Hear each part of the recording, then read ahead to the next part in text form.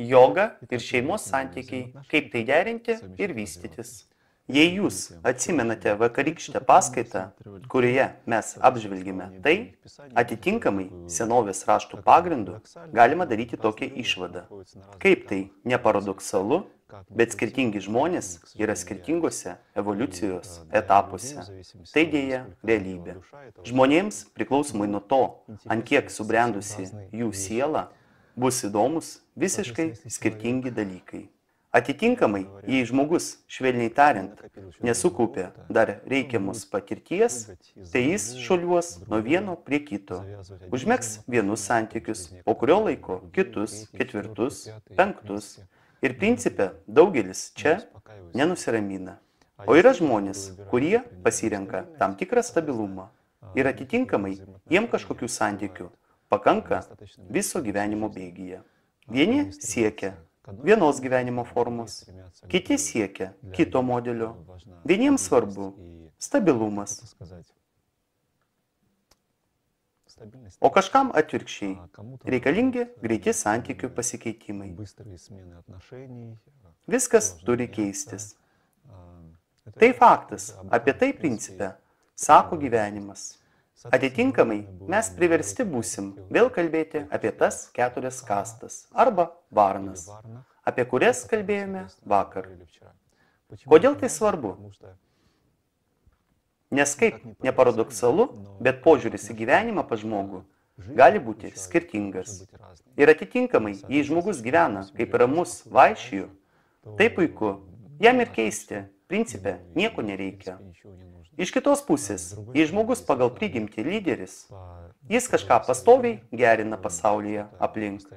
Tikiuosi kartu su savimi. Tai atitinkamai tada ir santykiai aplink jį pakankamai dažnai keisis. Ir tai yra visiškai normalus reiškinys. Ir taip, mes grįšime prie kastų. Atitinkamai, pirmoje vietoje, kaip mes vakar išnagrinėjome, aprašo taip vadinamas šudras arba neliečiamuosius. Antroje vietoje yra vaišijų arba amatininkai. Trečioje kšatrijai arba kariai. Ketvirtoje išminčiai, žiniuonis arba brahmanai.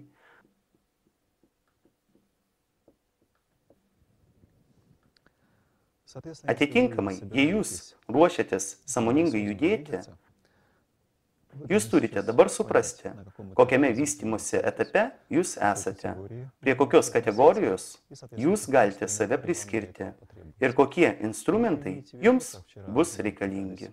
Turėkite omenyje, kad net vieno gyvenimo eigoje jūsų kasta gali pasikeisti priklausomai nuo to, kokios pažiūros pas jūs dabar.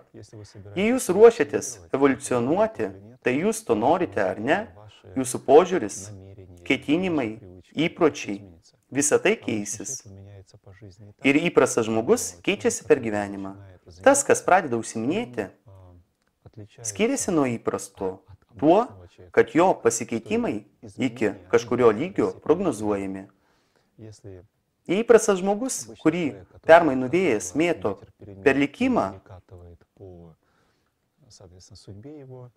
susiduria tai su viena problema, tai su kita.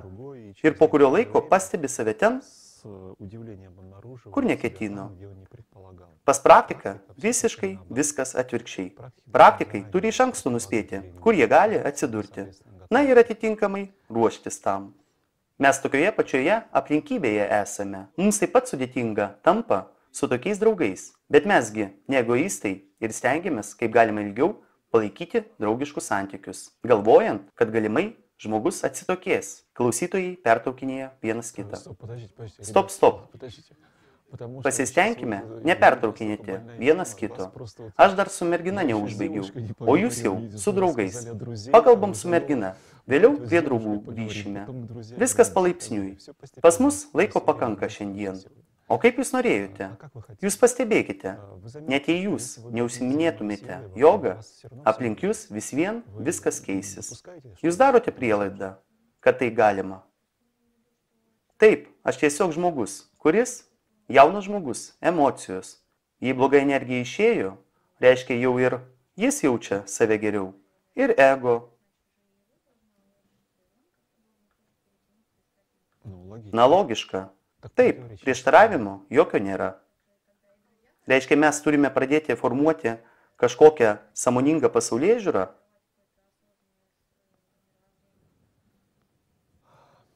Aš jums pasakiau, kaip yra.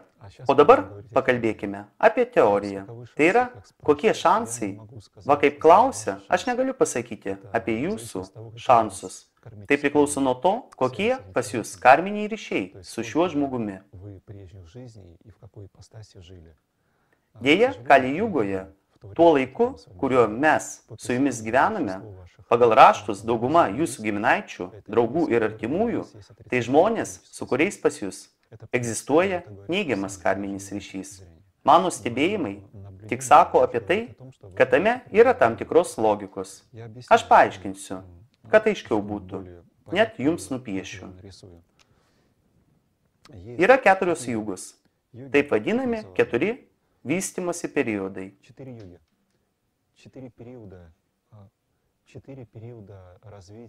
Kurie egzistuoja visatoje. Jie skiriasi tuo, kurioje vietoje randasi planeta Žemė galaktikos centro atžvilgiu. Jei jūs kada nors matėte paveikslėlius, tai kaip piešia mūsų visatą, piešia tokią spiralę.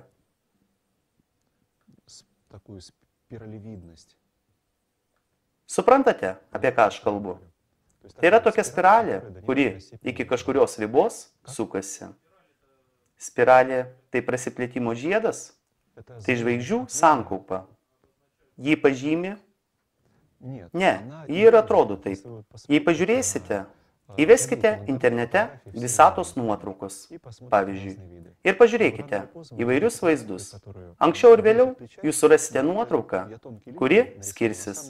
Tai aš plonas linijas nupiešiau. Iš tikro, rankovės gerokai platesnis, bet jos visgi spiralinės.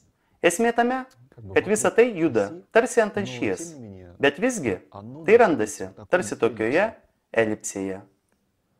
Ir mūsų planeta randasi vienoje iš rankovių, pakankamai toli nuo galaktikos centro. Ir atitinkamai, kai iš rankovės pasisuka ir randasi apytiksliai šioje vietoje, tai va čia atstumas mažas. Šioje vietoje atstumas didelis. Egzistuoja tokia teorija, kad kada nuo galaktikos centro mes randamės maksimaliai toli, tai patys žiauriausi laikai, kurie, kaip pasakius, jei padarom prielaidą padalinti pusiau, tai čia atitinkamai bus tamsi mūsų gyvenimo pusė. Va čia šviesi. Kai mūsų saulėta sistema kartu su mūsų planeta priskrieja arčiau prie galaktikos centro, skaitoma sąmoningumo energijos, išminties, daugiau šviesos. Todėl ir laikai gerokai geroviškesni, nes raštai aprašo, tai neišmislas, ne pasakos, kaip gyveno tiesiog apie 250 milijonų metų atgal žmonės šioje planetoje. Jei valdovas buvo geroviškas, būtent aprašo, kaip gyveno Rama, kaip jis valdė ir kaip žydėjo. Jo laikais planeta buvo pilna harmonijos su gamta, nevyko jokių kataklizmų. Susimastykite, oras visada buvo diena, geras. Lyjo tik naktimis. Tai yra, kai žmonės miegojo. Gaudavosi, žmogus prabunda, nauja diena, naujas gyvenimas. Jie nesirgo. Toks supratimas kaip vaikų mirtingumas bendrai neegzistavo. Tai buvo nonsensas, kad vaikas gimęs planetoje kaupti patirtį ir kažkodėl numirė. Tai buvo bendrai absurdas. Gerai, nereklamuosiu. Jums gerų laikų. Mes dabar su jumis, švelniai tariant, visiškai kitoje epochoje. Tai atvirkštinė pusė tos laimės, kurią mes pergyvenome praeituose gyvenimuose. Kali Juga būtina jūsų gyvenimo kompensacija. Kai jūs gyvenote labai gerai, kaip sako, Kisieliaus upės, pieno krantai, viskas kvepia, viskas puiku, jūs mėgavotės, Kažkas vadovavo iš jūsų, kažkas dar kažką darė. Iš tikrųjų, visi jūs ir valdėte, ir dar kažką darėte. Neskaitoma, kad žmogus pradeda užsiiminėti jogą tik todėl, nes jis praeituose gyvenimuose sukaupė jau maksimalią patirtį, kokia tik pas jį gali būti. Jam jau bloga nuo visko, todėl jis jau pradeda kapstyti savyje. Tas žmogus, pas kurį dar yra gobšumas, pažinti save, keisti pasaulį gėrio link, jis ir stengiasi pažinti, keičia, bendrai bando, net šiuose sąlygose, dvasinės nakties kažkaip vystytis. Tai yra, pažvelkite, ką aš bandau jums pasakyti. Kai pas jūs šviesiais laikais buvo karma pasireikšti su jūsų giminaičiais, šeimom, ir taip toliau, jūs gyvenote situacijoje, kai pas jūs viskas buvo gerai. Geri giminaičiai, viskas puiku. Bendrai, viskas buvo gerai. Darote prielaidą. Va įsivaizduokite, visos jūsų svajonės, kokios tik pas jūs yra, visos va šios svajonės realizuotos viena ar kita forma. Betgi nebūna gamtoje, kosmose, kad viskas būtų tik gerai. Turi būti būtinai kažkoks periodas, kai bus, švelniai tariant, sunkoka. Arba kalbant šiuolaikiškai, turi būti šakės. Va todėl tai visiškai teisinga, kad pas jūs turi būti kitas gyvenimas, Kali Jugos epochoje, kai bus sunkumų, gerokai daugiau, nei jūs norėjote. Ir tai normalu, kad jūs čia gimstate ir Kali Jugos epochoje jūsų giminaičiai ne visada taip elgiasi, kaip jūs norite. Iš kitos pusės, iš jų žvilgsnių, jūs pats elgėtės kažkaip keistai. Ėmėte, nuo mėsos atsisakėte, va išprotėjote, ne, kad dešrą valgyti, tęsti save nuodyti, o jūs kažkam tai atsisakėte nuo viso to. Jiemsgi jūs taip pat turite didelį kiekį problemų. Nejaugi jūs galvojate, jūsų giminaičiams su jumis lengva. Jūs ką? Jie tikriausiai gėdėjasi telefonu net pasakyti, kad dukra ar sūnus, anūkas, brolis, piršlys, vegetarų tapo. Įsivaizduojate, gėda pasakyti. Ir bendrai televizorių daugelis išmetė. Jūs įsivaizduojate, kažkokie sektantai, jiegi labai kenčia nuo jūsų. Taigi tiesiog košmaras. Jiegi jums sako, ką, pas tave sąžinės nėra, na sėsk tu prie stalo, išgerk kaip žmogus. Taip, o jūs sakote, ne, blaivybė. Bendrai, esmė kame, kam aš visą tai sakau? Iš vienos pusės, juokas juokais, bet jūs vienas kitam iš tikro sukeliate tam tikras problemas. Jie nenori taip gyventi, kaip jūs norite, o jūs negalite gyventi taip, kaip jie nori. Tai klasikinė Kali Juga. Tai va, pagal raštus skaitoma, kad tai specialus periodas, kai persikūnyja sielos, pavyzdžiui, vienoje šeimoje motina ir sūnus, o kažkokį kiekį gyvenimo atgal jie buvo priešais, kai nekentė vienas kito. Jiems specialiai reikia pergimti, kad švelniai tariant, dabar susidraugauti. Kompensacija. Kaip? Taip, tikrai, kompensacija. Yra tokia tema, kad jei pas tave yra kažkoks priešas, pavyzdžiui, egzistuoja ir yra žmonės, kurie jaučia neapykantą kažkokiam tai žmogui, tai skaitykite, kad tai užstatas ateičiai. Jūs būsite priversti gimti ir artimai gyventi. Nesvarbu, kokioje situacijoje, bet visgi būsite priversti. Atitinkamai, kaip tokia Kali Juga, nuo ko mes visą tai pradėjome, tai būtina netobulų gyvenimo forma. Kaip jūs negerinkite, kaip jūs nesistengkite keisti save, tikėtis to, kad taps idealu, na, tai naivu. Tiesiog naivu. Nes laikas toks. Neįmanoma, kiek jūs save nekeiskite, atskiroje šalyje padaryti taip, kad šiame regione būtų tik geras oras, nesigaus. Kodėl? Nes visi jūsų siekiai, tai žinoma puiku ir nuostabu, bet yra kitų žmonių realybė, kurie yra šalia jūsų. Kaip tik šių žmonių pasaulėžiūra įtakos tai, kaip jūs matote pasaulį prieš save, kokiu jūs jį pergyvenate. O pasaulis dėja įtakotas minties jėga, labai stipriai. Tai faktas. Aš atsakiau jūsų klausimą. Siekti, žinoma, reikia.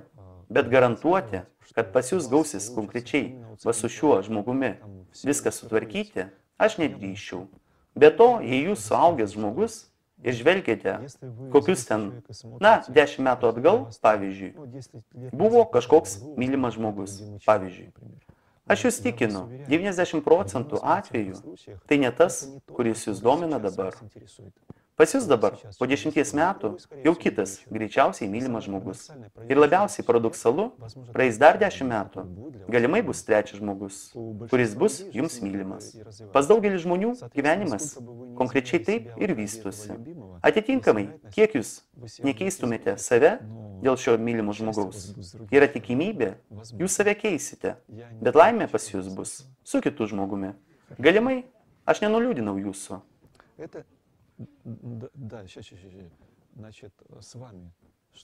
Apie draugus. Apie draugus tas pats. Draugai, jie malačiai. Mesti jų irgi neverta. Na, žinoma, neverta. O kam? Sunkumai? Jūs visiškai teisingai, kaip jogas, svarstote. Jei pas jūs yra galimybė, ar jūs galite kentėti žmogų ir jo kažkokius keistumus proto ribose, bendrai be problemų. Palaikykite santykius. Daugiau to, turėkite omenyje, kad jei kažkoks žmogus šalia jūsų dabar, kaip draugas, brolis, piršlys, pas jūs vis vien jau yra karminiai ryšiai. Net jei jūs šiame gyvenime išsiskirsite, po kurio laiko, kažkuriame tai gyvenime, jūs vėl būsite kartu, vėl išstatinėsite santykius. Tai visiškai normalu. Todėl net jei jūs su kažkuo susibarėte, tai tik kažkuriam laikui. 2-3 gyvenimai praeis, vėl susitiksite. Bendrai, jokių problemų. Kai kada norisi pasakyti, kad geriau iš karto išsiaiškinti. Nesuprantame, kad problema visgi yra. Ir jį vėliau. Na prašom, aiškinkitės. Tam reikia jogą praktikuoti, kad jūs suprastumėte, kada verta kažką daryti, o kada neverta. Jei jūs gerokai subtiliau jausite erdvę aplink, jūs intuityviai, kaip sako, suprasite, verta sakyti ar neverta. Nesutikite, kai kuriais atvejais, kažkokius žodžius jūs ištarsite, o jie bus nuodais žmogui. Tai yra jį siutins. Jis jūs visam gyvenimui atsimins, kaip bejausmį žmogų. Kitoje situacijoje tie patys žodžiai, kuriuos jūs ištarsite žmogui, jis visiškai ramiai priims. Nesenai susidūriau su situacija, kai du žmonės, aš bendravau su 2 žmonėm. Klausiu, o ką tu su Maša nebendrauji? Taip, susibarėme. Aš sakau, kas atsitiko?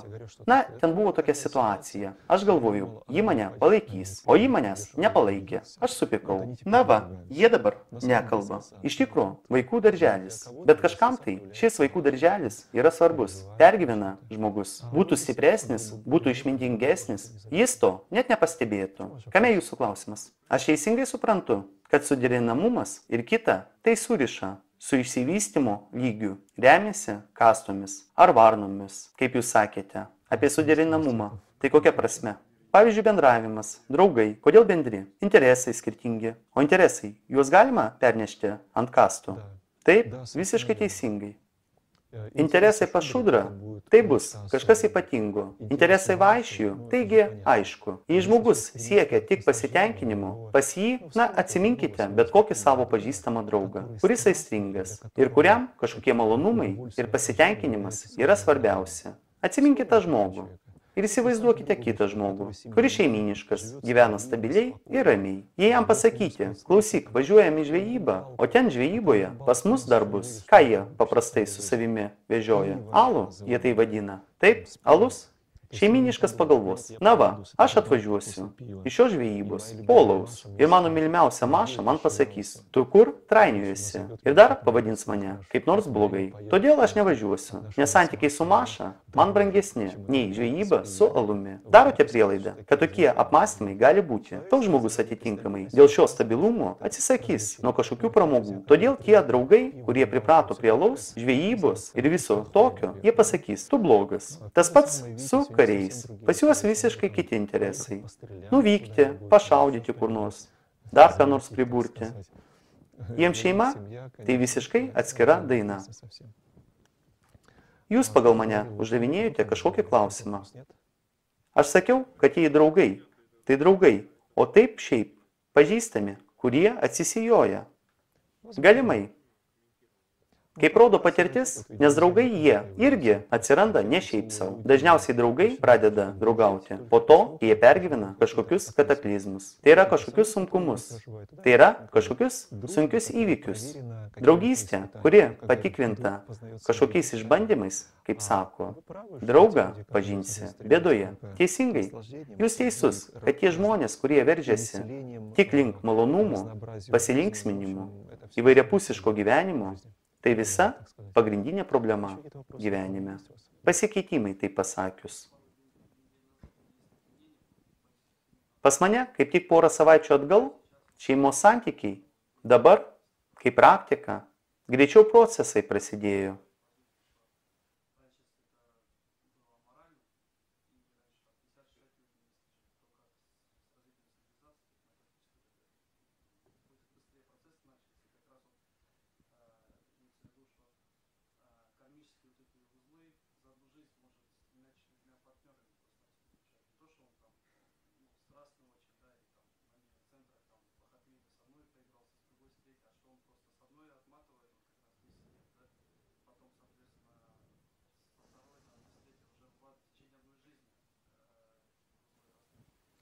Na, galimai ir taip. Bet iš kitos pusės, visuomenė dabar faktiškai darosi gerokai gašlesnė, pasileidusi ir degradavusi. Jei pas jūs buvo senyvi, pagyvenę, su kuriais jūs bendravote, seneliai, močiutės, jei jūs kada nors girdėjote, kaip jie tarpusavyje bendravo, tai kokie buvo interesai pas žmonės, pavyzdžiui, 100 metų atgal. Ir kas dabar visuomenėje vyksta? Tai kolosalus skirtumas. Arba pavyzdžiui, va dabar lygina išsilavinimą su tuo išsilavinimu, kuris buvo taip vadinamoje Vyžų Rusijoje. Žinote, kokius matematikos uždavinius sprendė? Neskaitėte niekada? Internete yra aprašytos programos viduriniai bažnytkaimio mokyklai. Kažkaip taip jos vadinosi. Bet žmonės sprendė matematinius uždavinius. Jauni vaikinai Vyžuose matomai vaikščiojo, bet visgi galva vystė. Ne taip kaip šiuolaikiniai mokiniai. Na ir atitinkamai didelę leptą visuomenės dūlėjimo įneša masinės informacijos priemonės. Kaip nesuk, tai nauja religija, kuri yra beveik kiekvieno namuose. Tame yra tam tikra problema. Todėl iš vienos pusės, taip, jūs teisus, galimai. Kažkokie karminiai mazgai, kaip jūs juos vadinate, atsiriša gerokai greičiau. Bet iš kitos pusės, jūsgi turite objektyviai žvelgti į dalykus. Žmonės dažniausiai daro kažkokią pasirinkimą, nuo kurio vėliau atsisako. Ne dėl sveikos galvos. Tai yra, jis pradžioje daro kažkokį pasirinkimą. Nes jis tikras savo tiesoje, teisingume ir priima sprendimą užmegzti kažkokius santykius. Praeina kažkoks laikas ir jis įsitikina, kad buvo neteisus. Tai yra, jis padarė klaidą ir jis, kaip ir taiso, dabar klaidas. Tai be to žvelgiame į situaciją, kai žmogus dar galvoti gali. Ogi tai, ką jūs pasakėte, tai jausmai. O jausmai dažniausiai slegia žmogų taip, kad žmogus bendrai apie nieką negalvoja. Jis tiesiog daro, veikia. Jis tiesiog, veikiamas jausmų, vykdo tam tikrus veiksmus, kurie, švelniai sakant, kai kada keistais gali būti. Sekantis gyvenimas – tai apdovanojimas arba bausmė už tai, ką jis daro gyvenime prieš tai. Kodėl tada jis neatsimena, kas buvo ankstesniame gyvenime? Taigi taip svarbu. Jisgi turi suprasti, kodėl tai vyksta su juo. Kodėl nieks neatsimena? Kaip tik atsimena.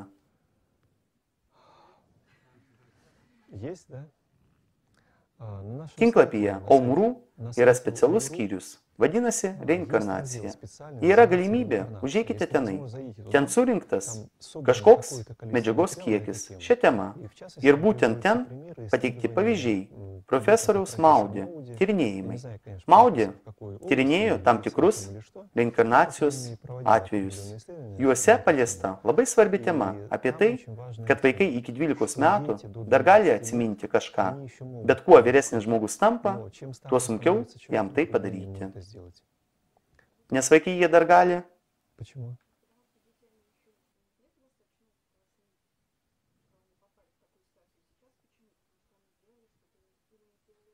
Нет, вы уже говорите, подождите, это же разные вещи. То есть вы Jūs говорите jau о том, что sakote, ar gali jie susijęti tam tikras paralelės, ką jie padarė, o ko nepadarė. O aš kalbu apie patį faktą.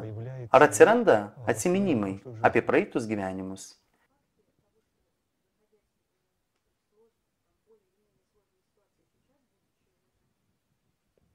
Есть ответ. Iš vienos pusės svarbu atsiminti praeitus gyvenimus, bet svarbu kam? Проблема только в том, что если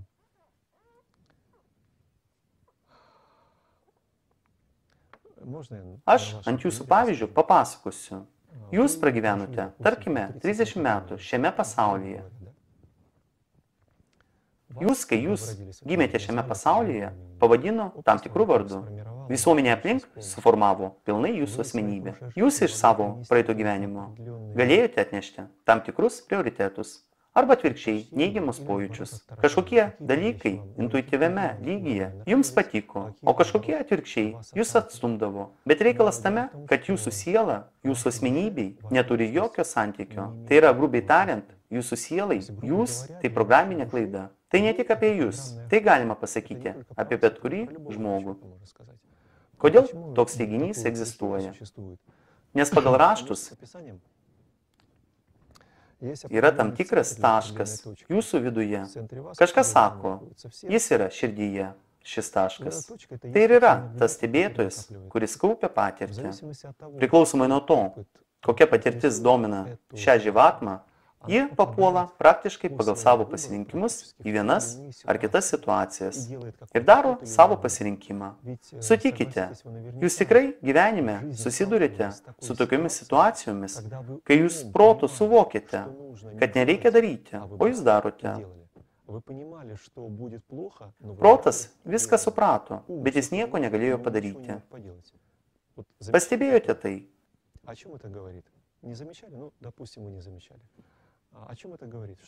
Yra tam tikros jėgos, kurios yra net ne žmogaus viduje, bet jos gerokai galingesnės, apsprendžiant žmogaus pasirinkimą.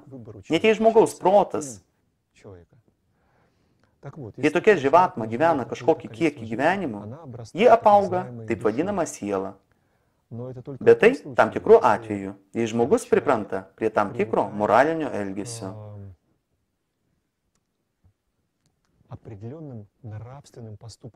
Siela kaip tokia susiformuoja, jei žmogus nugali dorovės ribotumus. Pas kai kuriuos žmonės realiai sielos nėra, nes jie negali, nepriprato, neatlieka jokių dorybingų veiksmų. Jie atvirkščiai nedorybingus veiksmus atlieka ir kaupia visiškai kitą karmą, švelniai tariant. Jei yra siela, tai kiekviename naujame gyvenime jūs formuojate pačiame paviršiuje tai, ką vadina savimi. Be to, šis aš 10 metų gali turėti vienus prioritetus, vieną asmenybę, 20 metų, kitus, 30, 40 ir taip toliau. Tai yra, nuolatos ši asmenybė keičiasi. Kodėl aš jums uždaviau klausimą ir kodėl taip ilgai pasakoju? Su praeitais gyvenimais, kuriuos teoriškai jūs galėtumėte atsiminti, jūs neturite jokio ryšio. Tai ne jūsų praeiti gyvenimai.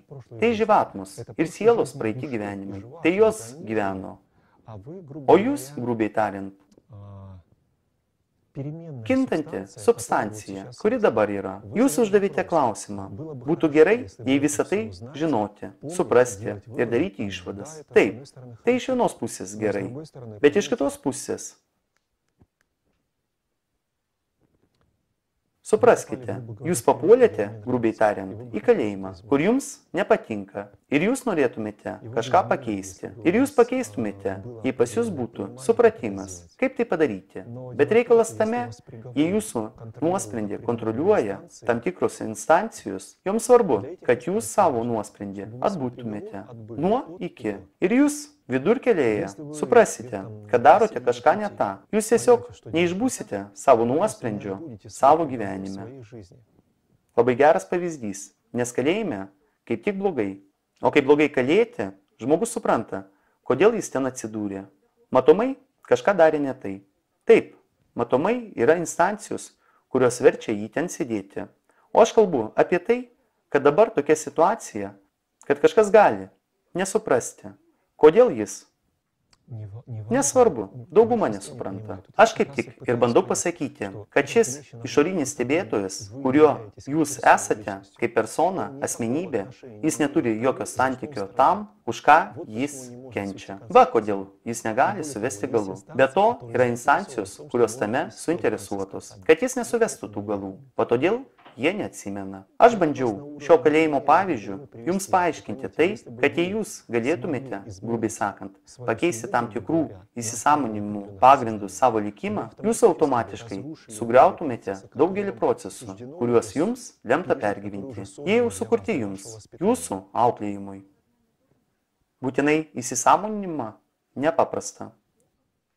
Suprantama, bet reikalas tame, kad tai jūs žvelgiate, remintis savimi, iš savo pozicijos, bet jūs turite atnešti tam tikrą kiekį džiaugsmo ir liūdėsio kitiems žmonėms. Jūs įstatyti pilnai į tam tikrą sistemą, kuri vadinama gyvenimu. Ir jei jūs net nepakeisite ir išrausite, tai pagal planą, grubiai tariant, jūs turite padaryti kažkokį kiekį klaidų. Pavyzdžiui, nuo šių klaidų kenties kiti žmonės. Yra, grubiai sakant, parašytas planas. Tai, kad mes su jumis diskutuojame. Jūs sakote, įsisąmoninti ir pakeisti ir bus geriau. Aš su jumis sutinku, bus geriau.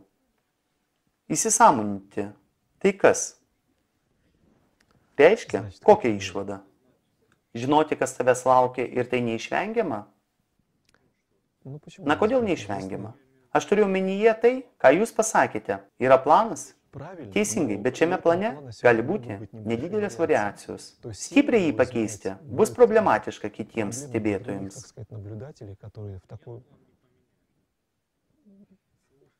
Nedaug koreguoti galima. Yra tokia išeitis. Žmonės per regresiją, per regresinę hipnozę bando kapstyti savyje, ieškoti priežasties. Kodėl pas jį tokia situacija?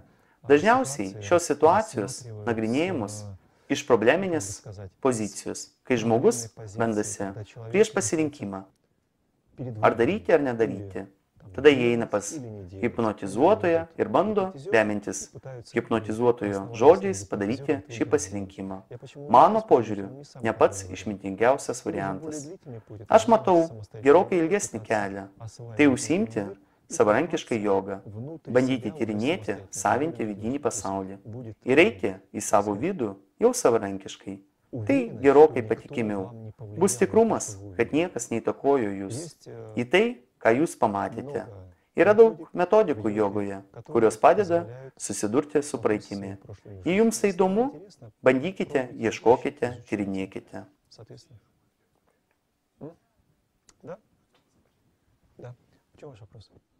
Galima paaiškinti, kur šioje supaprastintoje schemoje živatma, siela, sąmonė. Kur tai? Ir trumpa charakteristika. Tai labai supaprastinta situacija, schema.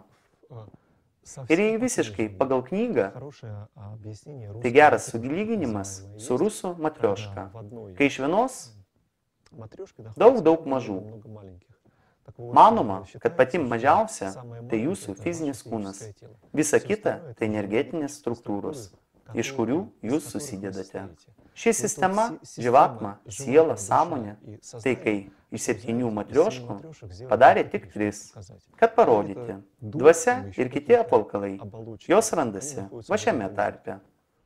Tai gerokai supaprastinta, kad galima būtų tik suprasti, apytiksliai apie ką kalba. Faktiškai, jei jūs suprasite, kad jūs kaip asmenybė tai laikinas dydis, jums lengviau bus suprasti per gyvenimą, kodėl jūs taip greit keičiatės. Žmogus neįtikėtinai nepastovi būtybė, neįtikėtinai. Per kažkokį metų kiekį jis gali stipriai pasikeisti. Kai kuriais metais gana kažkokiems įvykiams įvykti ir žmogaus asmenybė keičiasi kardinaliai.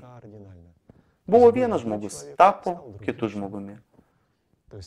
Ypač laužo žmogaus asmenybę kažkokie dramatiški, sudėtingi įvykiai.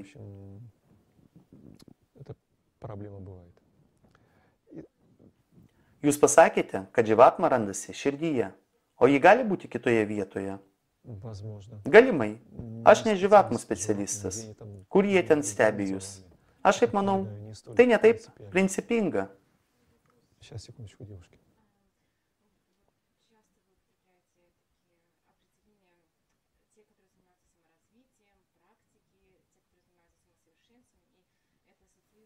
Dažnai sakote, kad tie, kas užsijama savęs tobulinimuose, praktikai, tai asocijuojasi su kilimėliu.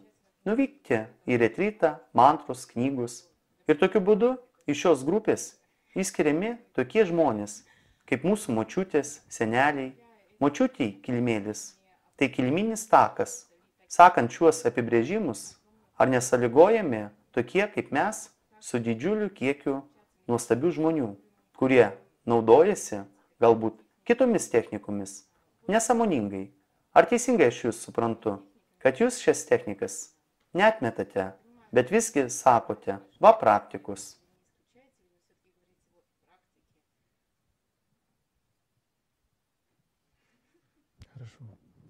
Gerai. Jei žmogus gyvena, kaip jūs sakote, močiutės, kiliminiai takai, barščiai, dar kas nors, tai truputį kita gyvenimo forma. Ir šiuo atveju pas daugelį žmonių nėra pasaulėžiūroje vystymosi kaip tokio. Jie gyvenimą supranta visiškai kitaip. Tai faktas. Žmonės, kurie pradeda užsiiminėti savęs tobulinimuose ir kurie papuola į šią kategoriją, savęs tobulinimuose, joga, mantros, retrytai ir taip toliau, tai žmonės, kurie bando surasti metodiką ar metodologiją ar kažkokį instrumentarijų, kuris leis jiems išspręsti tas problemas, kurias barščiai, kilimėliai ir panašiai negali išspręsti. Gaunasi, yra instrumentas, kuris gali jums leisti pakeisti mažiausiai save, o daugiausiai kažkaip įtakoti aplinkinį pasaulį. Sistemos, kurios leidžia pakeisti save, jos ir vadinamos savęs tobulinimuose. Atkreipkite dėmesį, aš nesakau joga, joga, joga. Kaip tik savęs tobulinimasis platesnis ir artimesnis prie realybės. Yra žmonės, kurie blogai sėdi ant kilimėlio. Asanus jiems nesigauna, bet visgi jie gali save tobulinti sielos lygmenyje. Jei žmogus nugali tam tikrus ribotumus, pateiksiu pavyzdį. Yra žmogus, kuris net nežino, kad egzistuoja kilimėlis, bet prieš jį pasireiškia situacija arba įjungti atbulinę pavarą ir palikti kaip yra, arba įsikišti į šią situaciją, išspręsti. Pirmu atveju jis išreiškia tam tikrą bailumą, antru atveju jis perleidžia per save tam tikrą vyriškumo drąsą. Kaip jūs galvojate, tai bus savęs tobulinimasis? Galima pasakyti, kad visas mūsų gyvenimas, kuris mūsų supa su tam tikrais egzaminais, įveikimais, tai irgi savęs tobulinimas. Tik šis savęs tobulinimas, kuris labai sudėtingai kontroliuojamas pačių žmonių. Tai kažkas spontaniška. Atėjo laikas, pasireiškia. Žmogus arba išlaikė egzaminą, arba neišlaikė. Savęs tobulinimo sistema – tai instrumentas, kurį tu gali naudoti ir savęs tobulinimuisi. Gali nesinaudoti, gyvenk kaip visi. Aš sutinku, bet pas mane yra nuogąstavimas, kad kai kurie žmonės klauso paskaitas, atlieka skirtingas technikas ir pas juos susiformuoja pasaulėžiūra, kad mes, aš tai kieta, o visi kiti nedasivystę. Fanatizmas. Norėčiau tai patiksinti. Aš skaitau žmonės, kurie sąžiningai gyvena arba jie nedasivystę.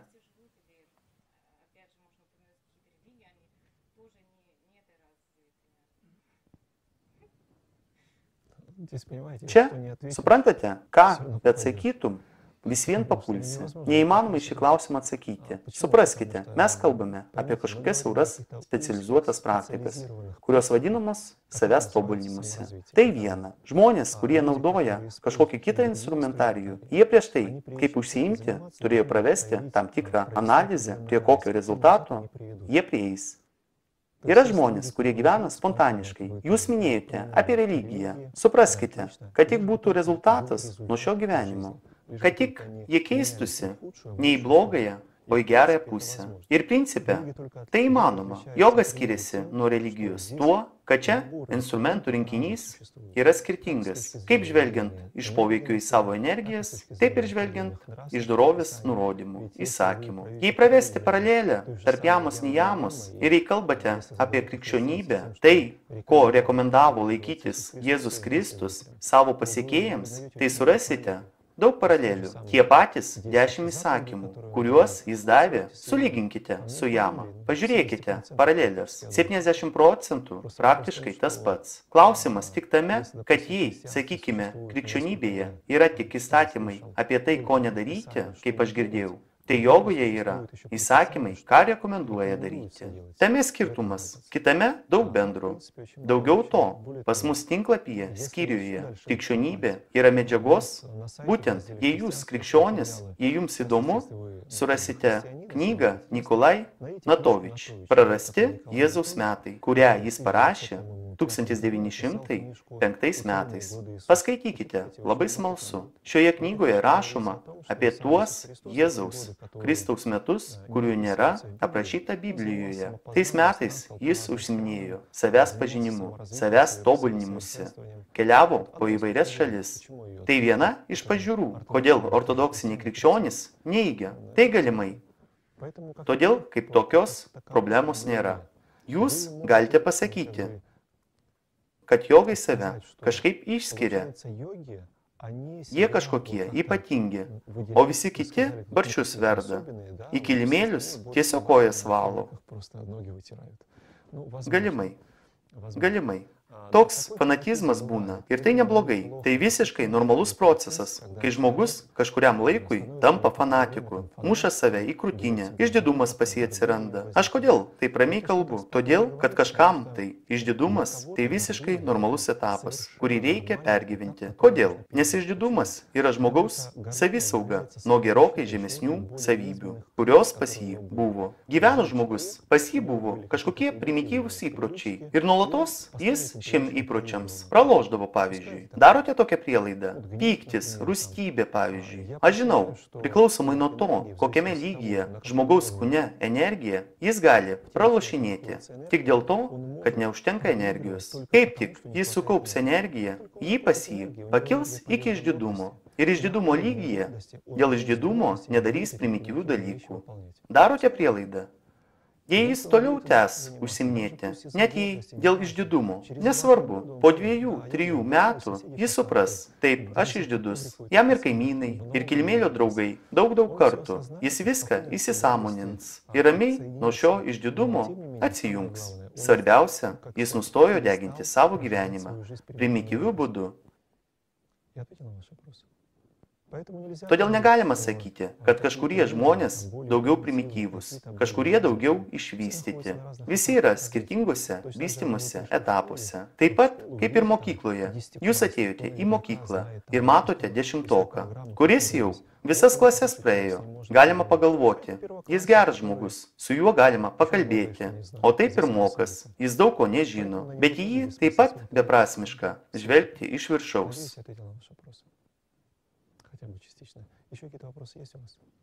Ir taip, prasieisime per kastas. Kaip savęs tobulinimąsi galima išnaudoti šeimos sąlygose. Pradėsime nuo šūdrų. Mažai ką galima pasakyti. Šūdros, smerdai, neliečiamieji, pagal savo karmą sukūrė patys savo problemas. Jie patikėjo tam tikrame vystymosi etape į tai, kad reikia imti iš gyvenimo viską. Pradegino savo gyvenimą, ateinančiame gyvenime, gimsta katastrofinėse sąlygose, tiesiog katastrofiškose. Iš materialaus žvilgsnio, žvelgiant iš emocijų ir energijų, kurios supa juos, jie tiesiog išgyveninėja. Indiškame filme Milijonierius iš Lūšnyno jis labai pamokantis. Mes gyvename Rusijoje, gerokai geresnėse sąlygose. Net neįsivaizduojame, kokiose sąlygose gali gyventi žmonės. Didžioji dauguma žmonių, kurie atvažiuoja pirmą kartą į Indiją ir žiūri į tai, kaip ten gyvena žmonės, pas juos atsiranda šokas. Jie negali savo įsivaizduoti, kad tai galima. Iš tikro, tai įmanoma. Gyvena taip, kaip filme Milijonierius iš Lūšnyno. Filmas Milijonierius iš Lūšnyno gali jums parodyti sąlygas, į kurias galima įsikūnyti. Jūs apie jas net neįtarėte. Kodėl aš rekomenduoju pažiūrėti? Nes tie žmonės, kurie gyvena plačiaja koja ir kurie nesusimasto apie savo ateitį, yra tikimybė persikūnis taip, kad jiems tai labai nepatiks. Tai pagrindinė problema. Lieka dabar bandyti teisingai gyventi taip, kad nebūtų dar blogiau, kaip pas jūs šiame gyvenime. Ir tai gyvenimo norma. Šudros persikūnyje, turint už savo pečių tam tikrą bagažą atžaboto gyvenimo. Tai yra žmogus, siela, kuri padėjo savo laiku kitiems degraduoti ir pati papuolė kažkuriame gyvenime po degradaciją. Priversta buvo degraduoti. Įsivaizduokite, žmogus gimsta, pas kurį nėra jokio materialaus aprūpinimo. Išgyvena kaip gali. Kas jam lieka? Kaip jam vystytis? Pas jį šeima tame pačiame lygyje randasi. Jam rekomenduojama tik viena – tai kentėti ir tarnauti. Jei negalėjo savęs praeitame gyvenime kontroliuoti, tai tegul pasistengia šiame gyvenime kentėti, ant kiek tai įmanoma. Jo gyvenimas ir bus kaip tam tikrų bandymų sukaupti nors kažkokį kiekį padėkų savo ateinantiems gyvenimams. Iš to, ką aš sakau, jūs neturite pamesti laiko ryšį tarp to, kaip žmogus gyveno ir kad tai priveda jį prie tų problemų, kurias jis išgyvena dabar. Jei jis atitinkamai nori evoliucionuoti, o ne degraduoti toliau, jam reikės kentėti ir dėti pastangas. O tai labai sudėtinga. Nes žmogus, kuris priklausomas nuo tų aistrų, kai jį aistros graužia pastoviai, kaip jam kentėti? Jo, aistrus žmogaus atžvilgiu turi didelius planus ir bando jį išvedžioti energijai, kaip tik įmanoma. Bet visgi, net šudrų lygyje, jei žmogus gyvens, kentės ir atlikinės savo įsakytas pareigas, jis evoliucionuos. Ir jam tai bus savęs tobulinimosi sistema, nes jis augins savyje kantrybės savybę. Nors atrodytų, jis neužsiminėja jogą, neišteisinėja kilimėlio, bet visgi tarnystės visuomeniai sąskaita jis palaipsniui evoliucionuos. Su vaišiu viskas daug įdomiau. Su vaišiu, amatininkais, verslininkais viskas paprasta. Pas bet kokį amatininką ar verslininką yra tam tikras kiekis aistrų, kurias jis priverstas sistematiškai patenkinti. Tuo pat metu pas jį yra tam tikras materialus pakankamumas, kuris leidžia jam daugiau ar mažiau gyventi. Atitinkamai gaunasi, kad gyvenimas susideda iš dviejų dalių. Tos aistros, kurios ateina pas jį patenkinti, ir tos galimybės, kurias jis gali sukaupti savo ateinančiam gyvenimui. Tai tarpusavyje susiję. Kodėl tarpusavyje susiję? Todėl, kad kiek aistrų pas žmogų tiesiogiai įtakoja jo ateinantį gyvenimą, jei jūs galvojate, kad patenkindami aistras jūs evoliucionuosite ir vystysitės, aš jūs užtikrinu, pavyzdžių istorijoje nėra. Visi žmonės, kurie nors kažkokią šviesą po savęs paliko, kurie liko atmintyje tik todėl, kad jie kentėjo askezes ir dėjo pastangas savo veikloje. Tie žmonės, kurie minkštai miegojo, skaniai valgė, daug gėrė, daug tauškėjo, po jų lieka tik šiukšlės ir tos emocijos, kurias ši persona pergyveno. Ir dėja, šios egoistinės personos atneša didelį kiekį problemų, kaip visuomeniai, kurioje jie yra, taip ir atitinkamai visai planetai. Nes planeta nuo egoistų kenčia daugiausiai. Laikote galimu, kad tai veikia. Jei išversti į prieinamą kalbą, vaišių skiriasi nuo šudrų tuo,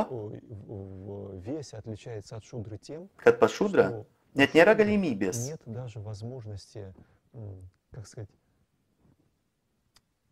tai egoizmas praeituose gyvenimuose įstumė jį į kampą ir jis ten randasi.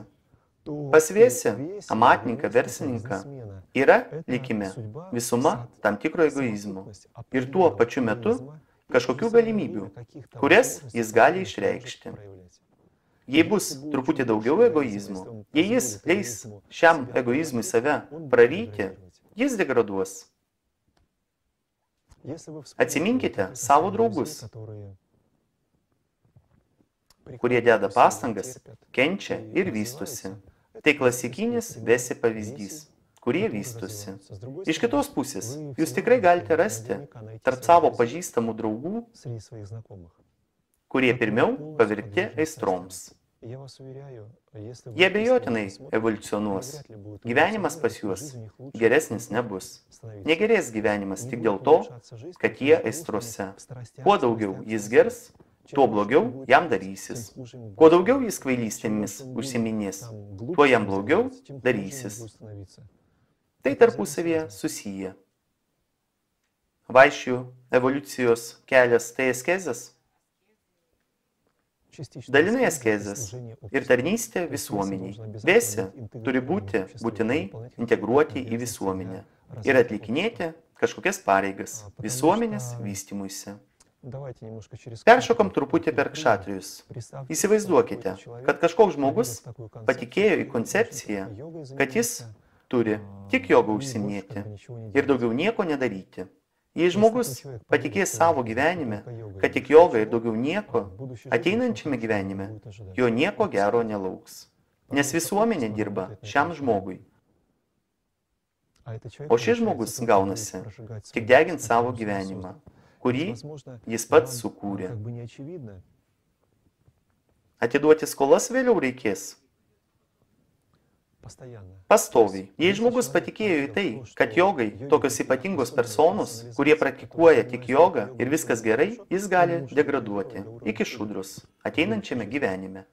Nes visa visuomenė jį aptarnauja. Pavyzdžiui, gyvena jis daugiabutyje, name, santechnikas, dėdė Vasia rūpinasi tuo, kad radiatoriuose ir vamzdžiuose būtų karštas vanduo. Kažkas iš vaišių statė didelės stotis, kurios šildo šį vandenį, kurį pompuoja, kad juo naudotųsi šis žmogus.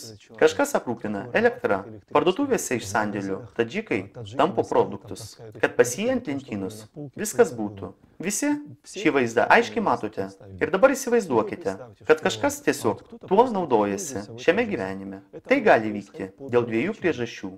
Šis žmogus arba praeituose gyvenimuose visas šias pareigas perdirbo, statė stotis, buvo santechnikų, tai yra paruošė tam tikrą bazę tam, kad gyventi šį žvaigždėtą gyvenimą. Tai geriausias variantas. Jei jis visą tai praėjo ir šiame gyvenime jam pavyks pakilti lygių, kad jis gali nuo kategorijos vaišių bendrai abstraguotis, tai yra ateinančiame gyvenime atsistoti į Brahmano lygį jau, tik tuo atveju, jei jis išvystys savyje tokias savybės. O jei jis, padarom prielaidą, visą tai praeituose gyvenimuose jau praėjo, tai kaip geriausias variantas. Tada prielaida, kad jis jau praėjo, kokia gali būti? Kaip tai nustatyti, jūs turite omenyje? Kokias priežastis jis sukūrė, kad dirbo santechnikų, statė namus? Godumas. Pas jį aistrų kiekis buvo didesnis. Todėl tie žmonės, kurie dabar yra aptarnaujančių personalų, grubiai tariant, šiam egoistų jogui, pas juos daugiau egoizmų, nei pas jį šiame vystymosi etape. Nors pas jį egoizmas vis vien nukreiptas į save. Jei jūs tuo jau naudojatės ir joga tuo pačiu metu, tai didelis šansas, kad pastebėkite, yra daugiabutis namas, labai didelis namas. Aš mačiau namą, rekordininką, Krasnodaro mieste. Aš tokių namų daugiau nemačiau. Kilometrų tikriausiai 5 gatvė. Ir išilgai šios gatvės vienas namas stovi. Jūs įsivaizduojate? Pravažiuoji 10 šviesoforų, namas nesibaigia. Pastatė šį neskrusdėlyną. Nežinau, kas tai. Šiame daugiabutyje name tikriausiai tūkstančiai būtų. Kiek žmonių jame joga užsiminės? Сотня? Вы оптимист.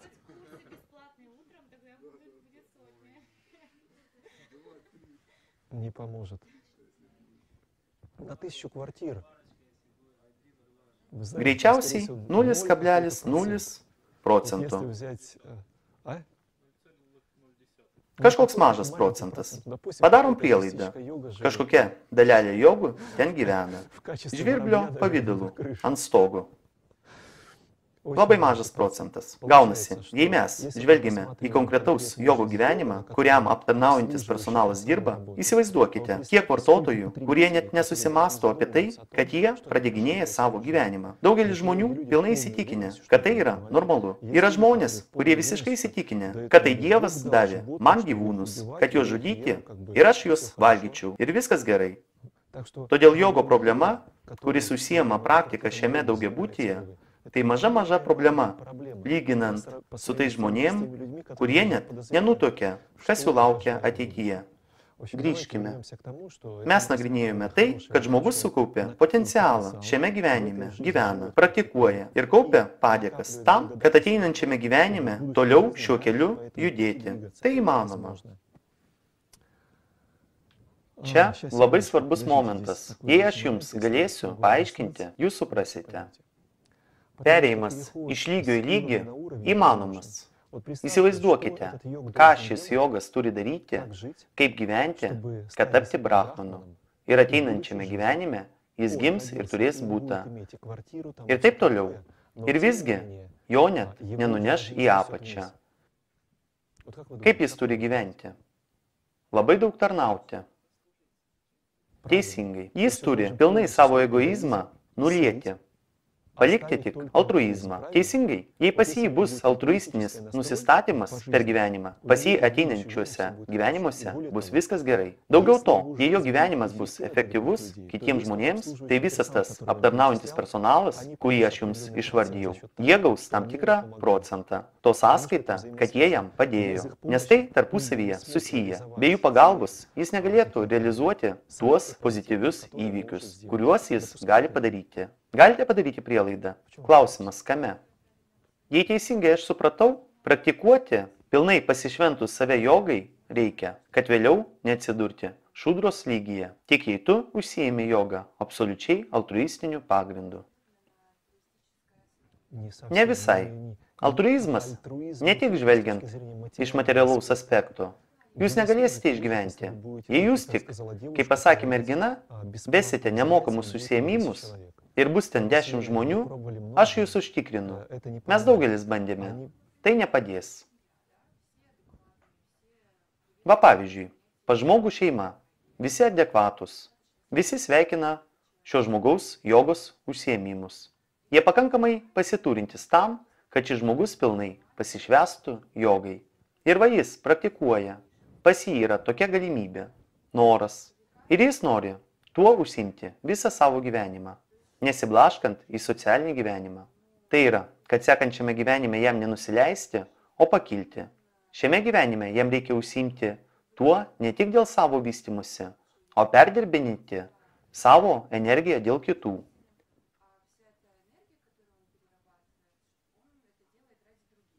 Grubiai sakant, taip, bet reikalas tame, kad tam tikrame etape jis užsiminės jogą vis tiek tik dėl savęs. Tai yra, kažkokį kiekį metų jis užsiminės grinai egoistinė joga. Tai visiškai normalu. Klausimas tame, kaip jis po šio egoizmo užaugs ir kokį gaus rezultatą. Absoliučia prasme, jogas turi tapti gebančiu gyventi ne dėl iliuzijų, kurios buvo pas jį kelio pradžioje, egoistinių, aš turiu omenyje.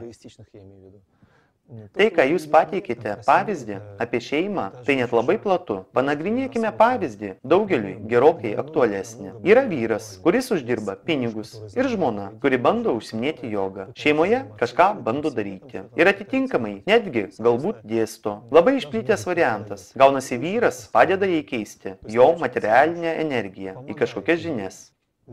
Na kuo užsiima adekvatus jogos dėstytojas? Jis ne tik asanas duoda, jis padeda žmonėms atstatyti gyvenimą, žvelgiant iš mitybos taško, meniu. Tai yra pas jį ateidinės pasitarti apie tai, kaip maitintis tam, kad pavyzdžiui, tempimas gerėtų. Žinoma bus, jis jiems sakys tiesą. Žinoma sakys. Reiškia, dėl vieno jogo, kiek gali atsirasti vegetarų. Kaip jūs galvojate? Na gyvena jogas ir jis tiesiog sako tiesą. Labai daug. Net nuo vieno žmogaus, teisingai?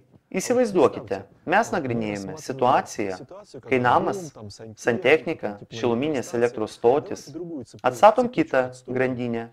Yra žmogus, mėsos vartotojas. Jis periodiškai vaikšto į parduotuvę ir ten perka dešrą arba gyvūnų kūno dalis, švelniai tariant. Na gerai, ne į parduotuvę, į turgų. Na gerai, ne į turgų. Mes perkam pas močiutę. Pas ją naminė karvutė vaikšto laukuose. Ir kai jį pasivaikščiojo, jie ateina pas močiutę ir sako, močiutė, paskersk mane, prašom, ir parduok naminę mėsą vartotojams. Ir atitinkamai, jie naminė mėsa ar kiaušinius, išties tas pats. Lavonas bet kuriuo atveju. Kaip Jūs galvojate, kokia grandinė gimsta gyvūnus, gyvena? Jei Jūs perkate supermarkete, tai aš Jūs tikinu, supermarkete produktai tik iš konclagerių. Aš turiu omenyje mėsos produktus. Bendrai, esmė tame, kad parduotuvėje ta mėsa, kurią Jūs perkate, bet kokioje formoje, ji tai, kas buvo mėsa, pergyveno tokias kančias, kad Jūs net neįsivaizduojate. Ir žmonės gyvena iš metų į metus. Šią mėsą vartoja. Kokią karmą jie savo kūrė? Kaip Jūs galvojate? Kiek jiems reikės gyvūnų gimti tam, kad maitinti kitus kūnus šiuose narvuose? Narvai aš namus vadinu. Žmonės bendrai apie tai nesusimasto. Todėl patikėkite, jei Jūs socialinį gyvenimą išgvildensite su karmos įstatymu pagalba, Jūs labai stipriai pasibaisėsite. Tai yra pagal kokius įstatymus čia bendrai gyvena. Daugeliu žmonių nėra karmos dėsnių. Žinote, raštuose aš kartą perskaičiau vienoje iš knygų labai žiaurų pasisakymą. Jį priskiria Šivai, pagal mane, kad karmos įstatymo neigimas tai yra blogiausia dvasinė liga, kuri tik gali būti. Tu gali nežinoti kelio taisyklių. Jei net papulsi į avariją, tai dar ne problema. Išmokės kompensaciją. Ir viskas gerai. Tu gali baudžiamojo kodekso nežinoti. Paslydai, giminės padės, eisi toliau gyventi. Bet karmos dėsnio neigimas, tai labai sunku. Nuo to neišgelbės niekas ir niekada. Tiksliau išgelbės, žinoma. Tik tuo atveju, jei atsiras žmonės, kuriems Jūs labai stipriai padėjote. Tada nuo karmos dėsnio Jūs gali truputį atitraukti. Apie ką aš kalbu? Ką turiu mintyje? Neneigimas karmos dėsnio, o apie tai, kad karmos dėsnis gali grįžti skirtingomis dozėmis. Pas kiekvieną iš mūsų yra karma numirti šiame gyvenime.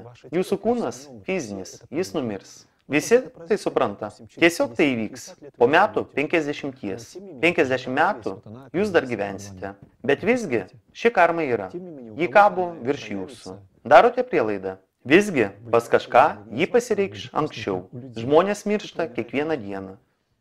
Ir atitinkamai, kaip ši karma pasireikš, priklauso nuo to, koks imunitetas pas Jūs karmos atžvilgiu. Yra toks supratimas – imunitetas. Ne tik iš fiziologinės pusės. Žvelgiant iš pusės, kokia karma pas Jūs ateis į svečius. Jūs galite susirgti, o galite nesusirgti. Pas Jūs gali būti 40 laipsnių. Jūs gulėsite, o gali būti 37 laipsniai. Ir Jūs atlikinėsite savo pareigas. Lygiai taip pat karma pasireiškia. Bet visgi daugelis žmonių neigia karmos dėsnį. Tik todėl, kad jie papuolė ne į tą laikmetį, ne toje vietoje. Ir jiems pasakojo mokymo įstaigose ne apie tai, apie ką reikėjo pasakoti.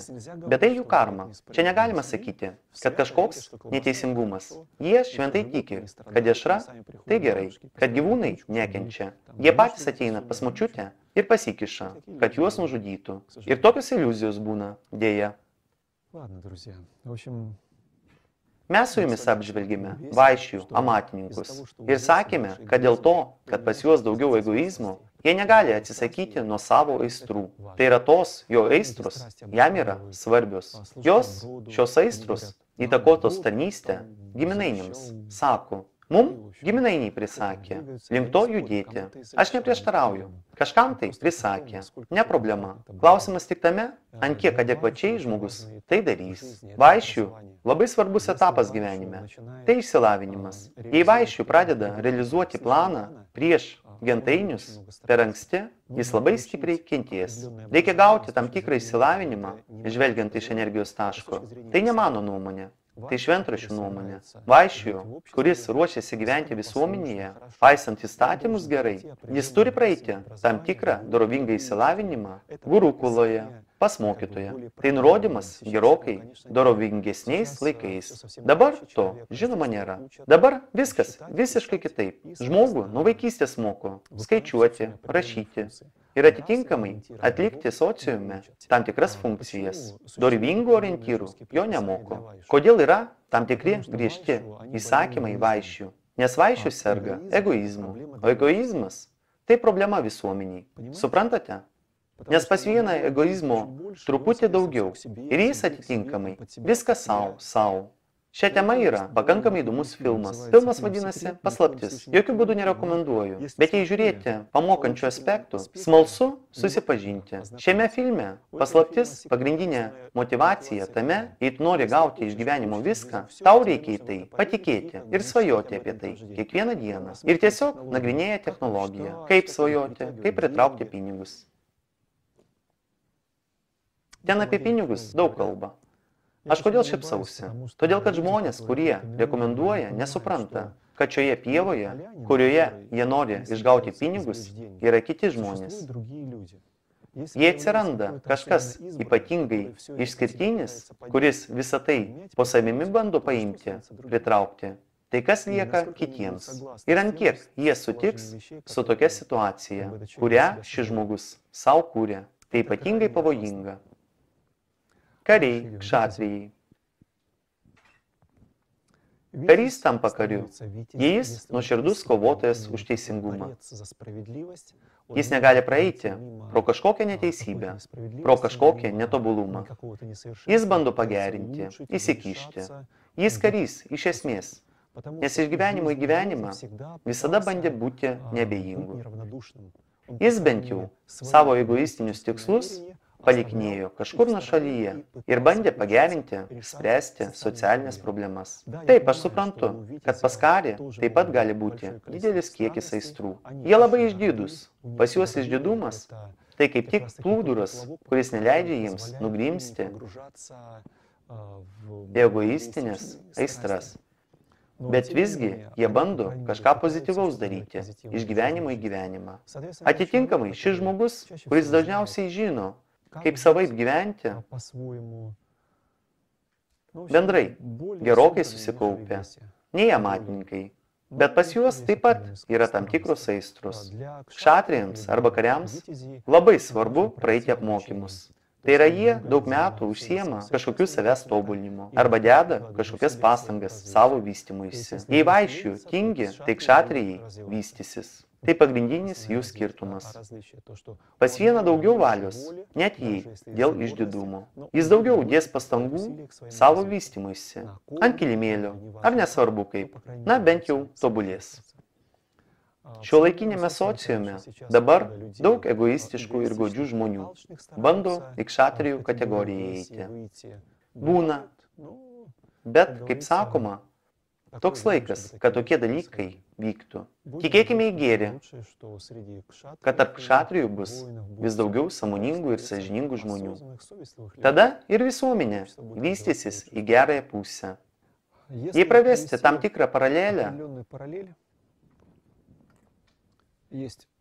yra tokia nuomonė, kad šudros, vaišių, kšatrijai, brahmanai, išminčiai skiriasi egoizmo procentu savo gyvenime. Tai yra procentų tų priklausomybių ir aistrų, kurios užpildo žmogų.